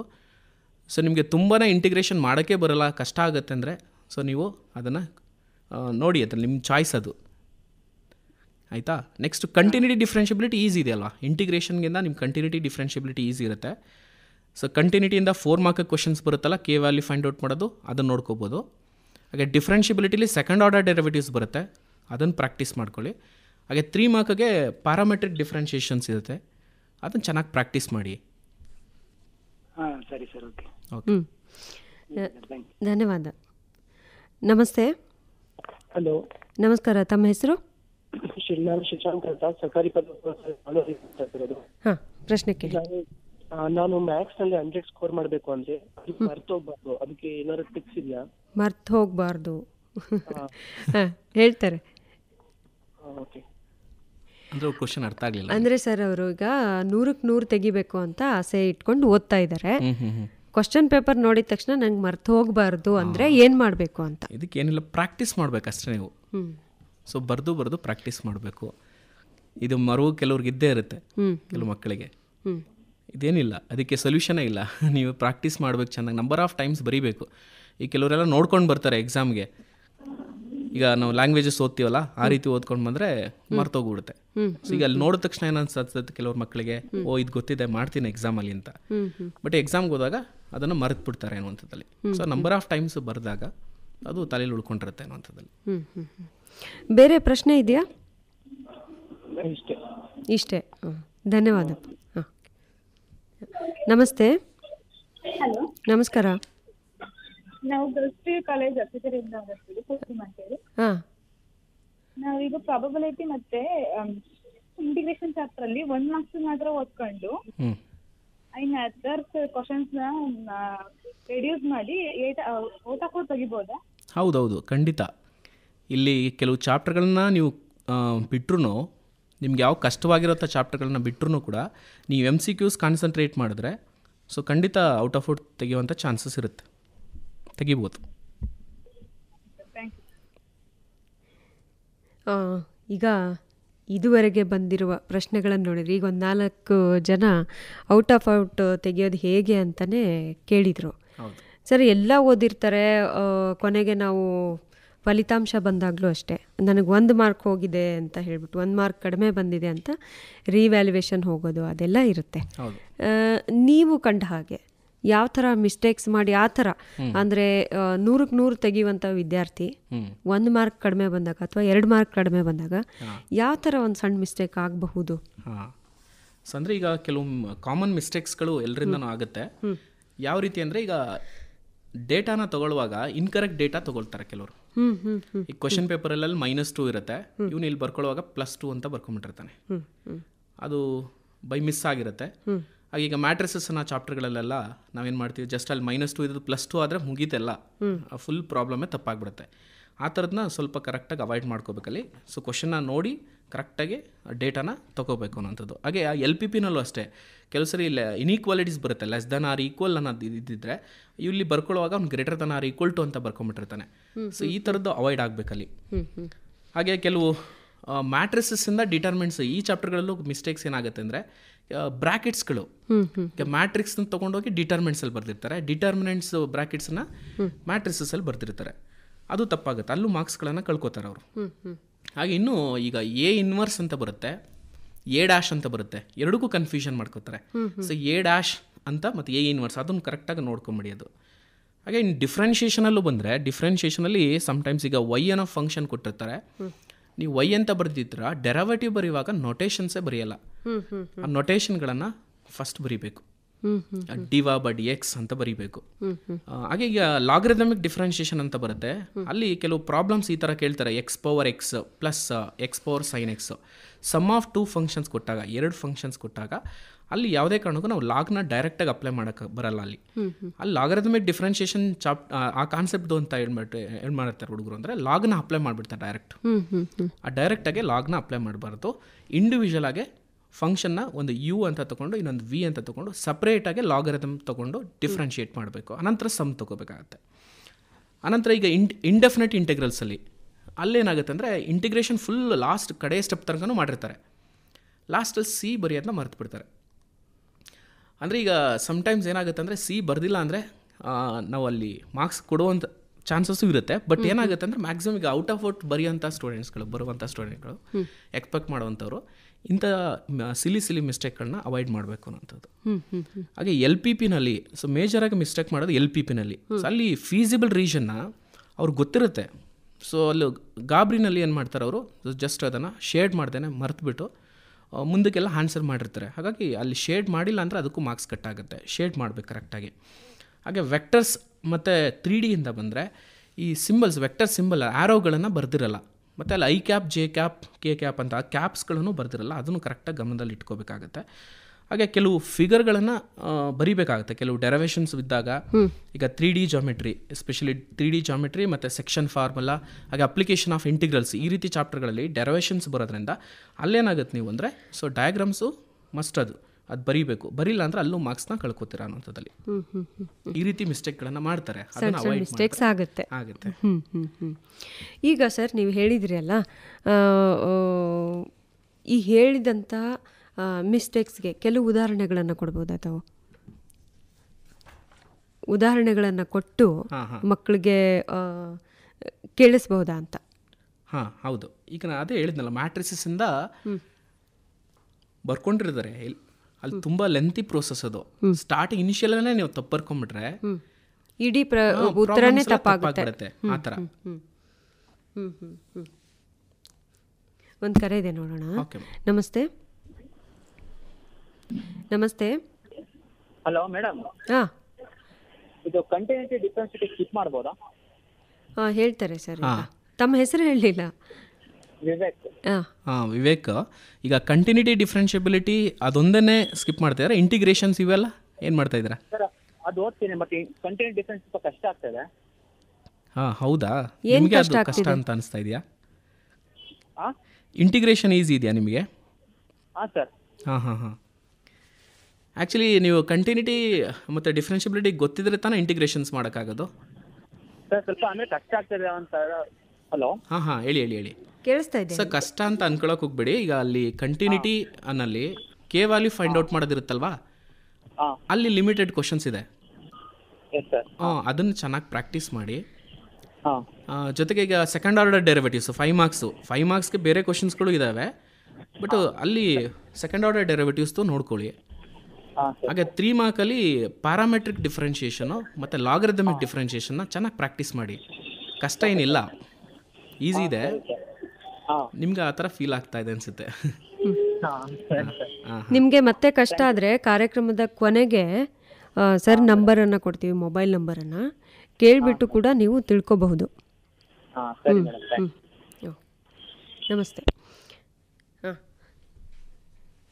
ಸರ್, ಈಗ ಟೈಮ್ ಮ್ಯಾನೇಜ್ಮೆಂಟ್ ಬಗ್ಗೆ ತುಂಬ ಕಂಪ್ಲೇಂಟ್ಸ್ ಇರುತ್ತೆ. ನನಗೆ ಟೈಮೇ ಸಾಲಿಲ್ಲ ಅಂತಾರೆ. ಯಾಕೆ ಹಾಗಾಗುತ್ತೆ ಅದು? ಕೆಲವ್ರು ಹೇಳ್ತಾರೆ ಮ್ಯಾಥಮೆಟಿಕ್ಸಲ್ಲಿ 2 ಗಂಟೆಗೆ ಮುಗಿಸ್ಬಿಡ್ತೀನಿ, 1.5 ಗಂಟೆಗೆ ಮುಗಿಸ್ಬಿಡ್ತೀನಿ ಅನ್ನೋರು ಇದ್ದಾರೆ. ಕೊಟ್ಟಿರೋ ಸಮಯ ಸಾಲೋದಿಲ್ಲ ಅನ್ನೋ ಥರದನ್ನು ಇದ್ದಾರೆ. ಹಾಗಾಗಿ ಟೈಮ್ ಮ್ಯಾನೇಜ್ಮೆಂಟ್ ಹೇಗೆ ಮಾಡ್ಕೋಬೇಕು? ಈಗ ಫಸ್ಟಿಗೆ ಏನು ಮಾಡ್ತಾರೆ ಅಂದರೆ, ಕೆಲವು ಮಕ್ಕಳು ಈಗ ಫಸ್ಟ್ಗೆ MCQs ಬರೀಬೇಕು, ಫಿಲ್ ಇನ್ ದ ಬ್ಲ್ಯಾಂಕ್ಸ್ ಬರೀಬೇಕು, ಫಸ್ಟ್ 2 ಪೇಜಸಲ್ಲೇ ಬರೀತಾರೆ. ಅದಾದ ನಂತರ ಪಾರ್ಟ್ ಬಿಗೆ ಬಂದಾಗ 2 ಮಾರ್ಕ್ ಕ್ವಶನ್ಸಲ್ಲಿ 11 ಕ್ವಶನ್ಸ್ ಇರುತ್ತೆ. ಸ್ಟೂಡೆಂಟ್ ಏನು ಮಾಡಿರ್ತಾನೆ, ಅವನಿಗೆ ಎಲ್ಲ ಕ್ವಶನ್ಸು ಗೊತ್ತಿರುತ್ತೆ. ಅವನೇನು ಮಾಡ್ತಾನೆ, ಎಲ್ಲನೂ ಆನ್ಸರ್ ಮಾಡೋಕ್ಕೆ ಹೋಗ್ತಾನೆ. ಸೊ ನೆಕ್ಸ್ಟು ಪಾರ್ಟ್ ಸಿಗೂ ಹೋಗ್ತಾನೆ, ಅಲ್ಲೂ ಎಲ್ಲನೂ ಅಟೆಂಡ್ ಮಾಡ್ತಾ ಕೂತಿರ್ತಾನೆ. ಸೊ ಅವನಿಗೆ ಲಾಸ್ಟ್ ಪಾರ್ಟ್ಗೆ ಈಗ ಲೆಂತಿ ಕ್ವಶನ್ಸ್ ಇರ್ತಾವಲ್ಲ, ಅದಕ್ಕೆ ಟೈಮ್ ಲ್ಯಾಗ್ ಆಗಿಬಿಡುತ್ತೆ. ಈಗ ಎಲ್ಲ ಕ್ವಶನ್ಸ್ನೂ ಬರೆಯೋ ಬದಲು ನಾವು ಲಿಸ್ಟ್ ಕೇಳಿರ್ತಾರೆ, ಅಷ್ಟನ್ನು ಫಸ್ಟ್ ಬರೆದ್ಬಿಟ್ರೆ ಬೆಸ್ಟ್ ಅನಿಸುತ್ತೆ ಅಲ್ವಾ? ಅಲ್ಲ, ಎಲ್ಲ ಕ್ವಶನ್ ಬರೆಯೋದ್ರಿಂದ ಅವ್ರಿಗೆ ಹೆಚ್ಚು ಏನು ಉಪಯೋಗ ಆಗ್ಲಿಕ್ಕಿಲ್ಲ ಅಂದರೆ ಅದು ಟೈಮ್ ಇದ್ದರೆ ಅದನ್ನು ಕೊನೆಯಲ್ಲಿ ಬರೆದ್ರೆ ಉತ್ತಮ ಅನಿಸುತ್ತೆ. ಯಾಕೆ ಸರ್? ಅಂದರೆ ಈಗ ಮೊದಲೇನಾದ್ರು ತಪ್ಪಾಗಿದ್ರೆ ಕೊನೆ ಸರಿ ಇದ್ರೆ ಅಲ್ಲಿ ತಗೋಬೋದಲ್ವಾ? ಮತ್ತೆ ಈಗ ಒಂದೇ ಪ್ರಶ್ನೆಗೆ ಅವ್ರಿಗೇನೋ ಕನ್ಫ್ಯೂಷನ್ ಆಗ್ಬಿಟ್ಟು ಇನ್ನೊಂದು ಉತ್ತರನೂ ಬರೀತಾರೆ. ಕೆಲವರು ಏನು ಮಾಡ್ತಾರೆ, ಈಗ ನಾನು ಹೇಳಿದ್ನಲ್ಲ ಮ್ಯಾಟ್ರಿಸಸ್ ಅಂತ, ಈ ಥರ ಸಿಲ್ಲಿ ಮಿಸ್ಟೇಕ್ ಮಾಡಿದಾಗ ಅದನ್ನ ಅವರು ಕಾಟ್ ಮಾಡಿ ಮತ್ತೆ ಮಾಡ್ತಾ ಇರ್ತಾರೆ. ಆ ಥರ ಪ್ರಾಬ್ಲಮ್ಗಳನ್ನು ಕೊನೆಯಲ್ಲಿ ಇಟ್ಕೋಬೇಕು. ಈಗ ನಾನು ನೋಡ್ರಾಗೆ ಡಿಟರ್ಮಿನೆಂಟ್ಸು ತುಂಬ ಜನಕ್ಕೆ ಮ್ಯಾಟ್ರಿಸಸ್ಸು ಮಾಡಿಬಿಡ್ತಾರೆ. ಈ ಡಿಟರ್ಮಿನೆಂಟ್ಸಲ್ಲಿ ಏನಾಗುತ್ತೆ, ಅಡ್ಜಾಯಿಂಟ್ ಕಂಡುಹಿಡಿಯುವಾಗ ಅದು ಕೋಫ್ಯಾಕ್ಟರ್ಸ್ ಫೈಂಡ್ ಔಟ್ ಮಾಡುವಾಗ ಸೊ ಸಿಲ್ಲಿ ಮಿಸ್ಟೇಕ್ ಅಂತ ಆಗುತ್ತೆ. ಈಗ ಎಂಥ ಔಟ್ ಆಫ್ ಔಟ್ ತೆಗೆಯುವಂಥ ಸ್ಟೂಡೆಂಟು ಕೂಡ ಈ ಡಿಟರ್ಮಿನೆಂಟ್ಸಲ್ಲಿ ಅಡ್ಜಾಯಿಂಟ್ದು ಕೋಫ್ಯಾಕ್ಟರ್ಸ್ ಫೈಂಡ್ ಔಟ್ ಮಾಡುವಾಗ ಅಲ್ಲೊಂದು ಸ್ವಲ್ಪ ಮಿಸ್ಟೇಕ್ ಆಗುತ್ತೆ.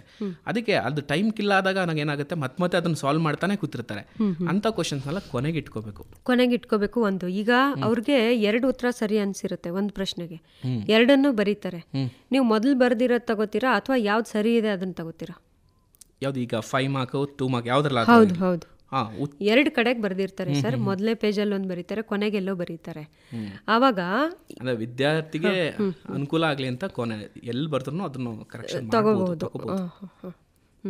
ಅಲ್ಲ, ಒಂದೇ ಪ್ರಶ್ನೆ 2 ಸರ್ತಿ ಬರ್ದಿದ್ದಾರೆ ಅಂತ ಕೊನೆದು ಕನ್ಸಿಡರ್ ಮಾಡ್ತಿರೋ ಇಲ್ವೋ ಅಂತ ಕೇಳ್ತೆ. ಕನ್ಸಿಡರ್ ಮಾಡ್ತಾರೆ. ನೆಕ್ಸ್ಟ್ ಇಲ್ಲಿ ನಮಗೆ ಟೈಮ್ ಡ್ಯೂರೇಷನ್ ಬಂದು 3 hours 15 minutes ಇರುತ್ತೆ. ಇವನು ಅದು ಕರೆಕ್ಟಾಗಿ ಅದನ್ನ ಟೈಮ್ನ ಶೆಡ್ಯೂಲ್ನ ಯೂಸ್ ಮಾಡ್ಕೋಬೇಕು. 15 minutes ಕರೆಕ್ಟಾಗಿ ಅರ್ಥ ಮಾಡ್ಕೋಬೇಕು. ಕ್ವಶನ್ ಪೇಪರ್ನ ಓದ್ಲಿಕ್ಕೆ 15 minutes ಮಾಡಿಕೊಟ್ಟಿದ್ದಾರೆ. ಈಗ ಪಾರ್ಟ್ ಹೆಂಗೆ ಒಂದು 15 to 20 minutes ಅವನು ಎತ್ತಿಡ್ಬೇಕಾಗತ್ತೆ. ಅಷ್ಟರಲ್ಲಿ ಮುಗಿಸ್ಬೇಕು ಅವನು. ಆ್ಯಕ್ಚುಲಿ ಪಾರ್ಟ್ ಬಿಗೆನ ವಿತಿನ್ 30 minutes ಮ್ಯಾಕ್ಸಿಮಮ್ 30 minutes ತಗೋಬೇಕಲ್ಲಿ. ಪಾರ್ಟ್ ಸಿನ ಒಂದು 40 to 45 minutes ತೊಗೊಂಡ್ರೆ ಪಾರ್ಟ್ ಸಿ ಸ್ವಲ್ಪ ಲೆಂತ್ ಇರುತ್ತೆ. ಇನ್ನು ಪಾರ್ಟ್ ಡಿ ಇವಾಗ 4 ಕ್ವಶನ್ ಇರೋದ್ರಿಂದ ಸೊ ಒಂದು 20 to 25 minutes ಸಾಕಾಗುತ್ತೆ. ಇನ್ನು ಪಾರ್ಟ್ ಇಗೆ 20 minutes ಬೇಕಲ್ಲಿ. ಸೊ ಇನ್ನೂ ರಿಮೈನಿಂಗ್ 40 to 45 minutes ಸಿಗುತ್ತೆ ಅವರಿಗೆ. ಸೊ ಈ ಟೈಮಲ್ಲಿ ಅವ್ರು ಎಕ್ಸ್ಟ್ರಾ ಕ್ವಶನ್ಸ್ಗಳನ್ನು ಬರೆದ್ರೆ ಸೊ ಉತ್ತಮ ಅನಿಸುತ್ತೆ. ಈಗ ಫಸ್ಟೇ ಬರೆಯೋಕೆ ಹೋಗಿ ಈಗ ಗೊತ್ತಿರೋ ಕ್ವಶನ್ಸ್ನೂ ಬರೆಯೋಕ್ಕಾಗಲ್ಲ. ಈಗ ನನಗೆ LPP ಗೊತ್ತು, ಕೊನೆಯಲ್ಲಿ ಗ್ರಾಫ್ ಮಾಡ್ಲಿಕ್ಕಾಗಲ್ಲ. ಆ ಥರ ಪ್ರಾಬ್ಲಮ್ಗಳನ್ನ ಕ್ರಿಯೇಟ್ ಆಗುತ್ತೆ. ಅದಕ್ಕೋಸ್ಕರ ಸೊ ಎಷ್ಟೆಷ್ಟು ಕೇಳಿರ್ತಾರೆ ಅಷ್ಟನ್ನು ಬರ್ಕೊಬಂದು ಈ ಕೊನೆಯ ಸಮಯ ಇದೆಯಲ್ಲ ಅದನ್ನು ಅವರು ಈ ರೋಲ್ ನಂಬರ್ ಕರೆಕ್ಟಾಗಿದೆಯಾ ಅಥವಾ ಕ್ವಶನ್ ನಂಬರ್ಸು ಕರೆಕ್ಟಾಗಿ ಬರ್ದಿದ್ದೀನಾ ಸೊ ರಿವೈಸ್ ಮಾಡಿ ರೀಚೆಕ್ ಮಾಡೋದಕ್ಕೆ ಅನುಕೂಲ ಆಗುತ್ತೆ ಅನ್ನುವಂಥದ್ದು. ಸರ್, ಈಗ ಟೈಮ್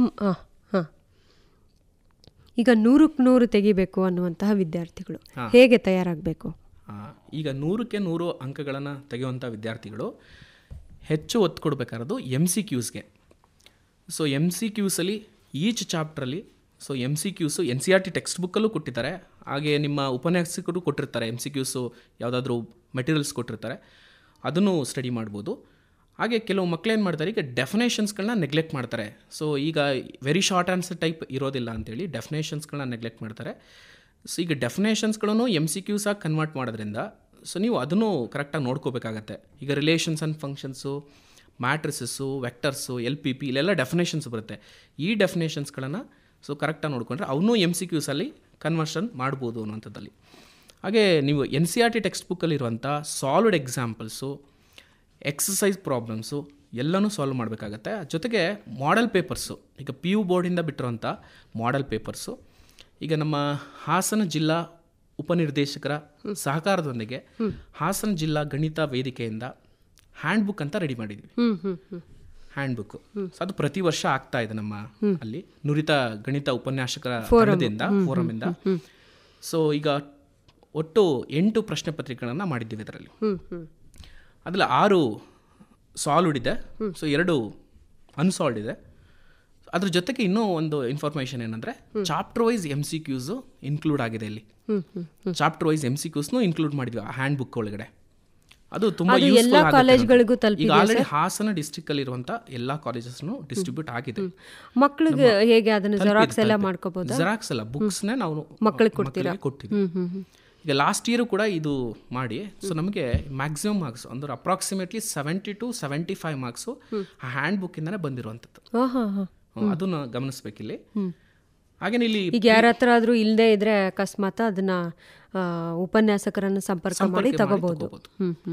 ಈಗ ಪ್ರೀವಿಯಸ್ ಇಯರ್ ಕ್ವಶನ್ ಪೇಪರ್ಸ್ ಅಂದರೆ ಪ್ರೀವಿಯಸ್ ಇಯರ್ ಕ್ವಶನ್ ಪೇಪರ್ ಅಂದರೆ ಪ್ಯಾಟರ್ನ್ ಚೇಂಜಸ್ ಆಗಿದೆ. ಕೆಲವರು ಏನು ಮಾಡಿಬಿಡ್ತಾರೆ, ಟೆಕ್ಸ್ಟ್ ಬುಕ್ಕನ್ನು ಬಿಟ್ಬಿಟ್ಟು ಬರೀ ಕ್ವಶನ್ ಪೇಪರ್ನೇ ಅಂದರೆ ಹಿಂದಿನ ವರ್ಷಗಳ ಕ್ವಶನ್ ಪೇಪರ್ ತಗೊಂಡು ಪ್ರಾಕ್ಟೀಸ್ ಮಾಡ್ಕೊಂಡು ಹೋಗ್ತಾರೆ. ಅಂದ್ರೆ ಈಗ ಆವರೇಜ್ ಅಂತವರಿಗೆ ಓಕೆ ಅದು, but out of out score ಮಾಡೋಂಥವ್ರು NCERT ಫುಲ್ ಅಡಿಕ್ಷನ್ ಆಗಬೇಕು ಅವರು. ಆಮೇಲೆ ಇನ್ನೊಂದು ಗೈಡ್ ಬಳಸುವಂತಹ ಅಭ್ಯಾಸ ಇರುತ್ತೆ ಕೆಲವ್ರಿಗೆ. ಗೈಡು ಅಂದರೆ ಅದರಲ್ಲಿ ಸರಿನೂ ಇರಬಹುದು, ತಪ್ಪು ಇರಬಹುದು. ಶಾರ್ಟ್ಕಟ್ಟಲ್ಲಿ ಹೋಗೋದು ಒಳ್ಳೆಯದಲ್ಲ. ಹೌದೌದು ಅಲ್ವಾ? ಹೌದು, ಪಠ್ಯಕ್ರಮನೇ ಅನುಸರಿಸಬೇಕು. ಹೌದು. ಈಗ ನಮ್ಮ ಹಾಸನ ಜಿಲ್ಲಾ ಗಣಿತ ವೇದಿಕೆಯಿಂದ ಸೊ ಪ್ರಥಮ PUC ವಿದ್ಯಾರ್ಥಿಗಳಿಗೂ ಸಹ ಹ್ಯಾಂಡ್ ಬುಕ್ನ ಈ ವರ್ಷ ಮಾಡಿದ್ದೀವಿ. ಅದು ತುಂಬ ಯೂಸ್ಫುಲ್ ಆಗ್ತಾ ಇದೆ ಇಲ್ಲಿ. ಹಾಗೆ ಪ್ರೀವಿಯಸ್ ಇಯರ್ ಕ್ವಶನ್ ಪೇಪರ್ಗಳು, ಅಂದರೆ ಪ್ರೀವಿಯಸ್ ಇಯರ್ ಕ್ವಶನ್ ಪೇಪರ್ಸ್ ಅಂತ ಹೇಳುವಾಗ ಈಗ ಪ್ಯಾಟರ್ನ್ ಚೇಂಜಸ್ ಆಗಿರೋದ್ರಿಂದ ಬಟ್ ಆಲ್ರೆಡಿ ನಿಮ್ಮ ಉಪನ್ಯಾಸಕರೆಲ್ಲ ಕೊಟ್ಟಿರ್ತಾರೆ. So chapter wise last year ಕೇಳಿದ್ರೂ ಆ ಕಂಟೆಂಟ್ಗೆ ಸಂಬಂಧಪಟ್ಟಂಗೆ ಕ್ವಶನ್ಸ್ಗಳು ಯಾವುದ್ಯಾವುದು ಇಂಪಾರ್ಟೆಂಟ್ ಇದೆ ಪ್ರೀವಿಯಸ್ ಇಯರಲ್ಲಿ ಬಂದಿರೋವಂಥದ್ದನ್ನ ಅದನ್ನು ಚೆನ್ನಾಗಿ ಪ್ರಾಕ್ಟೀಸ್ ಮಾಡಿಕೊಂಡ್ರೆ ಸೊ ನಿಮಗೆ ಹೆಲ್ಪ್ಫುಲ್ ಆಗುತ್ತೆ ಅನ್ನೋಂಥದ್ದಲ್ಲಿ. ಇದು 100ಕ್ಕೆ 100 ತೆಗೆಯುವಂಥವ್ರಿಗೆ ಆಯಿತು.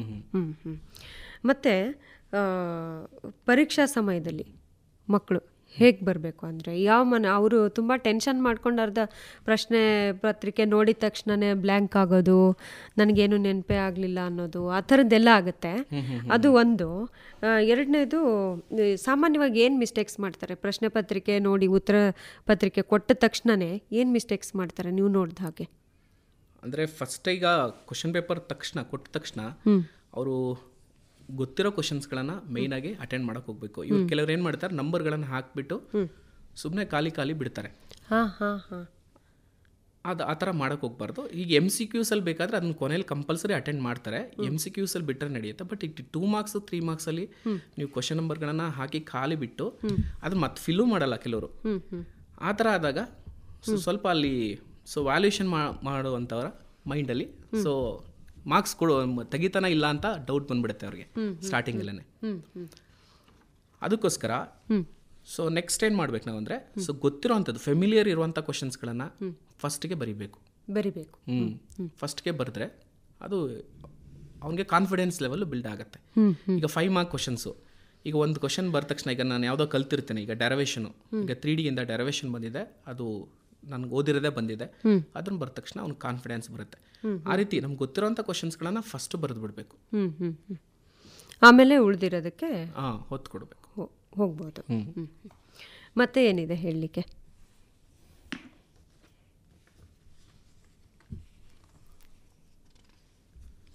ಈಗ ನಾನು 2 ಮಾರ್ಕ್ ಕ್ವಶನ್ಸಲ್ಲಿ ಯಾವುದ್ಯಾವುದು ಇಂಪಾರ್ಟೆಂಟ್ ಇದೆ, ಹಾಗೆ 3 ಮಾರ್ಕ್ಸಲ್ಲಿ ಯಾವುದಿದೆ ಅನ್ನೋದನ್ನ ತಿಳಿಸ್ಕೊಡ್ತೀನಿ ಇಲ್ಲಿ. ಈಗ 2 ಮಾರ್ಕ್ಸಿಗೆ ಬಂದರೆ, ಈಗ ನಾನು ಇದು ಆವ್ರೇಜ್ ಸ್ಟೂಡೆಂಟ್ಸ್ಗೆ ಹೇಳ್ತಾ ಇದ್ದೀನಿ, ಅವ್ರು ನೋಟ್ ಮಾಡ್ಕೋಬೋದಲ್ಲಿ. ಈಗ ಡಿಟರ್ಮಿನೆಂಟ್ಸ್ ಅಂತ ಚಾಪ್ಟರ್ ಇದೆ. ಸೊ ಅವರು ಡಿಟರ್ಮಿನೆಂಟ್ಸ್ ಚಾಪ್ಟ್ರಲ್ಲಿ ಏರಿಯಾ ಆಫ್ ಟ್ರಯಾಂಗಲ್, ಸೊ ಪ್ರತಿ ವರ್ಷ ಇದ್ರ ಮೇಲೇ ಕೇಳ್ತಾರೆ 2 ಮಾರ್ಕ್ ಕ್ವಶನ್ಸು. ಈ ವರ್ಷನೂ ಹಾಗೆ ಕೇಳ್ಬೋದಾ? ಕೇಳ್ಬೋದು, ಮೆಜಾರಿಟಿ ಕೇಳ್ತಾರೆ ಅಲ್ಲಿ. 2 ಮಾರ್ಕ್ಸ್ಗೆ ಚೇಂಜಸ್ಸೇ ಆಗ್ತಾ ಇಲ್ಲ ಅದು. Find the value of K, ಅಲ್ಲಿ ಕೆ ವ್ಯಾಲ್ಯೂ ಫೈಂಡ್ ಔಟ್ ಮಾಡೋದಿರ್ಬೋದು, ಅಥವಾ find the equation of a line joining 2 points ಅಂತ ಬರುತ್ತೆ, ಅದು ಕೇಳ್ಬೋದು. ಆ ಥರದ್ದು ಕೇಳ್ಬೋದು, ಈಕ್ವೇಷನ್ ಫೈಂಡ್ ಔಟ್ ಮಾಡೋಕ್ಕೆ, ಅಥವಾ area of triangle find out ಮಾಡಲಿಕ್ಕೆ ಕೇಳ್ಬೋದು. ಸೊ ಇದು 2 ಮಾರ್ಕ್ಸಲ್ಲಿ ಅದೊಂದು ಕ್ವಶನ್ ಓದ್ಕೋಬೋದು ಅವರು. ಜೊತೆಗೆ ವೆಕ್ಟರ್ ಆಲ್ಜಿಬ್ರಾಯಿಂದ ಏರಿಯಾ ಆಫ್ ಪ್ಯಾರಲೋಗ್ರಾಮ್ ಅಂತ ಇದೆ, ಹಾಗೆ projection of a vector, so ಇದ್ರ ಮೇಲೆ ಕ್ವಶನ್ಸ್ಗಳು ಅವ್ರು ನೋಡ್ಕೊಬೋದಲ್ಲಿ. ಹಾಗೆ 3D ಜಾಮಿಟ್ರಿಯಿಂದ ಸೊ ಒಂದೇ ಡೆರಿವೇಷನ್ ಇರೋದಂತ ಆಗಲೇ ಹೇಳಿದೆ ನಿಮಗೆ. ಆ ಡೆರಿವೇಷನ್ ಕೇಳೋದ್ರಿಂದ ಅದ್ರ ಮೇಲೇ ಸೊ ಪ್ರಾಬ್ಲಮ್ಸ್ ಕೇಳೋದಿಲ್ಲ. ಹಾಗಾಗಿ ಹ್ಯಾಂಗಲ್ ಬಿಟ್ವೀನ್ ಲೈನ್ಸ್ ಅಂತ ಇದೆ, shortest distance between ಸ್ಕ್ಯೂ lines. So ಈ 3 ಕ್ವಶನ್ಸ್ನ ನೀವು ಪಿಕ್ ಮಾಡ್ಕೋಬೋದಲ್ಲಿ. ಸೊ 2 ಮಾರ್ಕ್ಸಿಂದ. ಇನ್ನು 3 ಮಾರ್ಕ್ಸಿಗೆ ಬಂದರೆ ರಿಲೇಷನ್ಸ್ ಆ್ಯಂಡ್ ಫಂಕ್ಷನ್ಸಿಂದ ಈಕ್ವಲೆನ್ಸ್ ರಿಲೇಷನ್ ಪ್ರೂವ್ ಮಾಡೋದಿರುತ್ತೆ.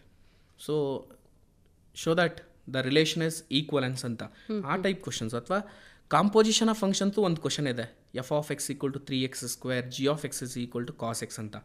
ಅಲ್ಲಿ find g composite f composite g ಅಂತ.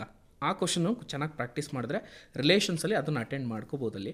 ಹಾಗೆ ಮ್ಯಾಟ್ರಿಸಸ್ಸಿಂದ sum of symmetric and skew symmetric matrices ಅಂತ ಬರುತ್ತೆ. So express the matrix as sum of symmetric and skew symmetric ಅಂತ, ಆ ಕ್ವಶನ್ನ ತೊಗೋಬೋದಲ್ಲಿ. ಹಾಗೆಯೇ ಅಲ್ಲಿ ಥಿಯರಮ್ಸ್ ಇದ್ದಾವೆ ಕೆಲವು, ಆ ಥಿಯರಮ್ಸ್ಗಳನ್ನು ನೋಡ್ಕೋಬೇಕಾಗತ್ತೆ. ಸೊ ಅಲ್ಲಿ 2 ಕ್ವಶನ್ ಆಯ್ತು, ಅಲ್ಲಿ ಮ್ಯಾಟ್ರಿಸಸ್ಸಿಂದ ಒಂದು, ರಿಲೇಷನ್ಸಿಂದ ಒಂದು. ಜೊತೆಗೆ ವೆಕ್ಟರ್ಸಿಂದ ಬಂದರೆ ವೆಕ್ಟರ್ಸಿಂದ ಸೆಕ್ಷನ್ ಫಾರ್ಮುಲಾ ಇಂಪಾರ್ಟೆಂಟು, ಅದನ್ನು ನೋಡ್ಕೊಳ್ಳಿ. ಹಾಗೆ unit vector perpendicular to both of the vector A vector plus B vector and A vector minus B vector. So ಇದನ್ನು ನೋಡ್ಕೊಳ್ಳಿ ಅದು. ಹಾಗೆ ಜೊತೆಗೆ Bayes theorem. So Bayes theorem ಇದು ಕಂಪಲ್ಸರಿಯಾಗಿ ಬರ್ತಾ ಇದೆ ಪ್ರೊಬಾಬಿಲಿಟಿಯಿಂದ.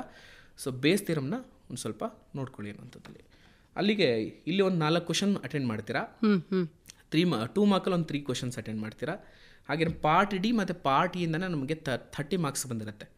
ಸೊ ನಾವು ಒಟ್ಟಾರೆ 50 ಮಾರ್ಕ್ಸ್ಗೆ ಪ್ರಿಪೇರ್ ಆಗಿರ್ತೀವಿ. 50 ಮಾರ್ಕ್ಸು ಜೊತೆಗೆ ಎಮ್ ಸಿ ಕ್ಯೂಸು ಸ್ವಲ್ಪ ಅಲ್ಲೂ ಕಾನ್ಸಂಟ್ರೇಟ್ ಮಾಡ್ಬೋದು MCQಸಿಂದ. ಸೊ ಕೆಲವು ಈಗ ಇನ್ವರ್ಸ್ ಟ್ರಿಗ್ನೋಮೆಟ್ರಿಕ್ ಫಂಕ್ಷನ್ಸ್ ಅಂತ ಬರುತ್ತೆ, ಅಲ್ಲಿ ಡೊಮೈನು ರೇಂಜು ಆ ಟೇಬಲ್ನ ಕಲ್ತ್ಕೊಂಡ್ರೆ ಅದು ಯೂಸ್ಫುಲ್ ಆಗುತ್ತೆ. ಆಮೇಲೆ ಆರ್ಡರು ಡಿಗ್ರಿ ಅಂತ ಬರುತ್ತೆ ಡಿಫ್ರೆನ್ಷಿಯಲ್ ಈಕ್ವೇಷನಿಂದ, ಅದು ಫಿಲ್ ಇನ್ ದಿ ಬ್ಲ್ಯಾಂಕ್ಸ್ಗೆ ಬರುತ್ತೆ, ಆ ಕ್ವಶನ್ ನೋಡ್ಕೋಬೋದು.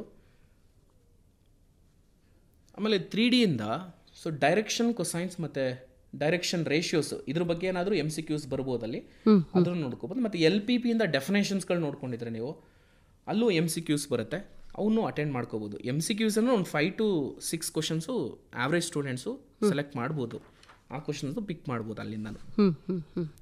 ಇದಿಷ್ಟು. ಈಗ ಈ ಕಾರ್ಯಕ್ರಮವನ್ನು ಕೇಳೋಕ್ಕಾಗದೇ ಇರುವಂಥವ್ರು, ಆಮೇಲೆ ಈ ಕಾರ್ಯಕ್ರಮ ಕೇಳಿ ಅವ್ರಿಗೆ ಈಗ ನಮ್ಮ ಅಂದರೆ ನಾವು ಕೊಟ್ಟಿರುವ ದೂರವಾಣಿ ಸಂಖ್ಯೆಗೆ ಕರೆ ಮಾಡಲಿಕ್ಕೆ ಆಗದೇ ಇರುವಂಥವ್ರು, ನಿಮ್ಮನ್ನೇನಾದ್ರು ಪ್ರಶ್ನೆಗಳು ಕೇಳಬೇಕು, ಪರಿಹಾರ ಮಾಡ್ಕೋಬೇಕು ಅನ್ನುವಂಥವ್ರಿಗೆ ನಿಮ್ಮ ಮೊಬೈಲ್ ನಂಬರನ್ನು ಹೇಳ್ಬೋದಾ? ಹಾಂ, 97 42 44 44 7857 7857. ಮೊಬೈಲ್ ಸಂಖ್ಯೆಯನ್ನು ಮತ್ತೊಮ್ಮೆ ಹೇಳ್ತೀನಿ, 9742 44 7857. ಈ ಸಂಖ್ಯೆಗೆ ಕರೆ ಮಾಡಿ ಪ್ರಶ್ನೆಗಳನ್ನು ಅಥವಾ ನಿಮ್ಮ ಆತಂಕಗಳನ್ನು ನಿಮ್ಮೊಟ್ಟಿಗೆ ಚರ್ಚೆ ಮಾಡ್ಬೋದು ಅಂತ ಅನಿಸುತ್ತೆ. ಮತ್ತು ಇವತ್ತಿನ ಕಾರ್ಯಕ್ರಮ ನಮ್ಮ ಯೂಟ್ಯೂಬ್ ಚಾನಲ್ ಇದೆ, AIR ಹಾಸನ್ ಅಂತ, ಅಲ್ಲಿಯೂ ಕೂಡ ಇದು ಅವೈಲೇಬಲ್ ಇರುತ್ತೆ ಸಂಜೆ ಹೊತ್ತಿಗೆ. ಅಲ್ಲಿ ಕೂಡ ಮಕ್ಕಳು ಈ ಕಾರ್ಯಕ್ರಮವನ್ನು ಕೇಳಿ ಅವರು ತಮ್ಮ ಪ್ರಶ್ನೆಗಳಿಗೆ ಉತ್ತರವನ್ನು ಪಡೆದುಕೊಳ್ಬೋದು ಅಂತ ಆಶಿಸ್ತೀನಿ. ಹಾಗೆ ನ್ಯೂಸ್ ಆನ್ ಏರ್ ಮೂಲಕ ಕೂಡ ಆಕಾಶವಾಣಿ ಹಾಸನವನ್ನು ಕೇಳಬಹುದು. ಮತ್ತು ನಮ್ಮ ದ್ವಿತೀಯ PUC ಪರೀಕ್ಷಾ ಸಿದ್ಧತೆ ನೇರ ಫೋನಿನ್ ಕಾರ್ಯಕ್ರಮ 17ನೇ ತಾರೀಕು ಇರುತ್ತೆ. ಅವತ್ತಿನ ವಿಷಯ ಭೌತಶಾಸ್ತ್ರ, ಫಿಸಿಕ್ಸಿಗೆ ಸಂಬಂಧಪಟ್ಟ ಹಾಗೆ ಪ್ರಶ್ನೆಗಳಿದ್ದರೆ ಅವರು ತಯಾರಿ ಮಾಡಿಕೊಂಡು 11 ಗಂಟೆಯಿಂದ 12 ಗಂಟೆವರೆಗೆ ನೇರ ಫೋನಿನ್ ಕಾರ್ಯಕ್ರಮ ಇರುತ್ತೆ, ಅಲ್ಲಿ ಕೂಡ ಕೇಳಬಹುದು ಅಂತ ಹೇಳ್ತಾ ಕಾರ್ಯಕ್ರಮವನ್ನು ಮುಗಿಸ್ಬೋದು ಅಂತ ಅನಿಸುತ್ತೆ. ತುಂಬ ಧನ್ಯವಾದಗಳು ಸರ್. ಇಷ್ಟೊತ್ತು ನಮ್ಮ ಸ್ಟುಡಿಯೋಗೆ ಬಂದು ಗಣಿತ ವಿಷಯಕ್ಕೆ ಸಂಬಂಧಪಟ್ಟ ಹಾಗೆ ಭಾಳಷ್ಟು ಒಳ್ಳೆಯ ಮಾಹಿತಿಯನ್ನು ಮಕ್ಕಳಿಗೆ ಮಾಡಿಕೊಟ್ಟಿದ್ದೀರಾ. ಮತ್ತು ಅವ್ರು ನಿಮ್ಮನ್ನು ಸಂಪರ್ಕ ಮಾಡ್ತಾರೆ ಖಂಡಿತವಾಗ್ಲೂ, ನಾನು ಹೇಳ್ತೀನಿ. ಹಾಗಾಗಿ ಅವ್ರಿಗೆ ಅಲ್ಲಿ ಕೂಡ ಮಾರ್ಗದರ್ಶನ ಮಾಡಿ ಅಂತ ಕೇಳ್ಕೊಳ್ತಾ ಕಾರ್ಯಕ್ರಮ ಮುಗಿಸೋಣ. ನಮಸ್ಕಾರ. ನಮಸ್ತೆ. ಹಾಸನ ನಗರದ ಅರಸೀಕೆರೆ ರಸ್ತೆಯ ಬಿ ಕಾಟಿಹಳ್ಳಿಯಲ್ಲಿದೆ 2 ಎಕರೆ ವಿಸ್ತಾರ ಪ್ರದೇಶದಲ್ಲಿ ಉನ್ನತಿ ಶಿಕ್ಷಣ ಸಂಸ್ಥೆಯ APJ PU ಕಾಲೇಜ್. ಈ ಕಾಲೇಜಿನಲ್ಲಿ ಪ್ರಥಮ ಮತ್ತು PUC ವಿಜ್ಞಾನ ಕೋರ್ಸ್ಗಾಗಿ ಪ್ರವೇಶಾತಿ ಲಭ್ಯವಿದ್ದು PCMB ಮತ್ತು PCMC ಆಯ್ಕೆಗಳಿವೆ. ಹಾಗೆಯೇ ಇಂಟಿಗ್ರೇಟೆಡ್ ಕೋಚಿಂಗಾಗಿ ಇಲ್ಲಿ ವಿಶೇಷವಾಗಿ IIT, JEE, NEET ಹಾಗೂ CET ತರಬೇತಿ ಲಭ್ಯವಿದೆ. ನಿಮ್ಮ ಮಕ್ಕಳ PU ವಿಜ್ಞಾನದ ನಂತರ ಉತ್ತಮ ಭವಿಷ್ಯಕ್ಕಾಗಿ ಹಾಗೂ ಅವರ ಯಶಸ್ಸಿಗಾಗಿ ನಿಮ್ಮ ಏಕೈಕ ಹಾಗೂ ಅತ್ಯುತ್ತಮ ಆಯ್ಕೆ APJ PU college, B Katihalli, Arsikere ರಸ್ತೆ, ಹಾಸನ.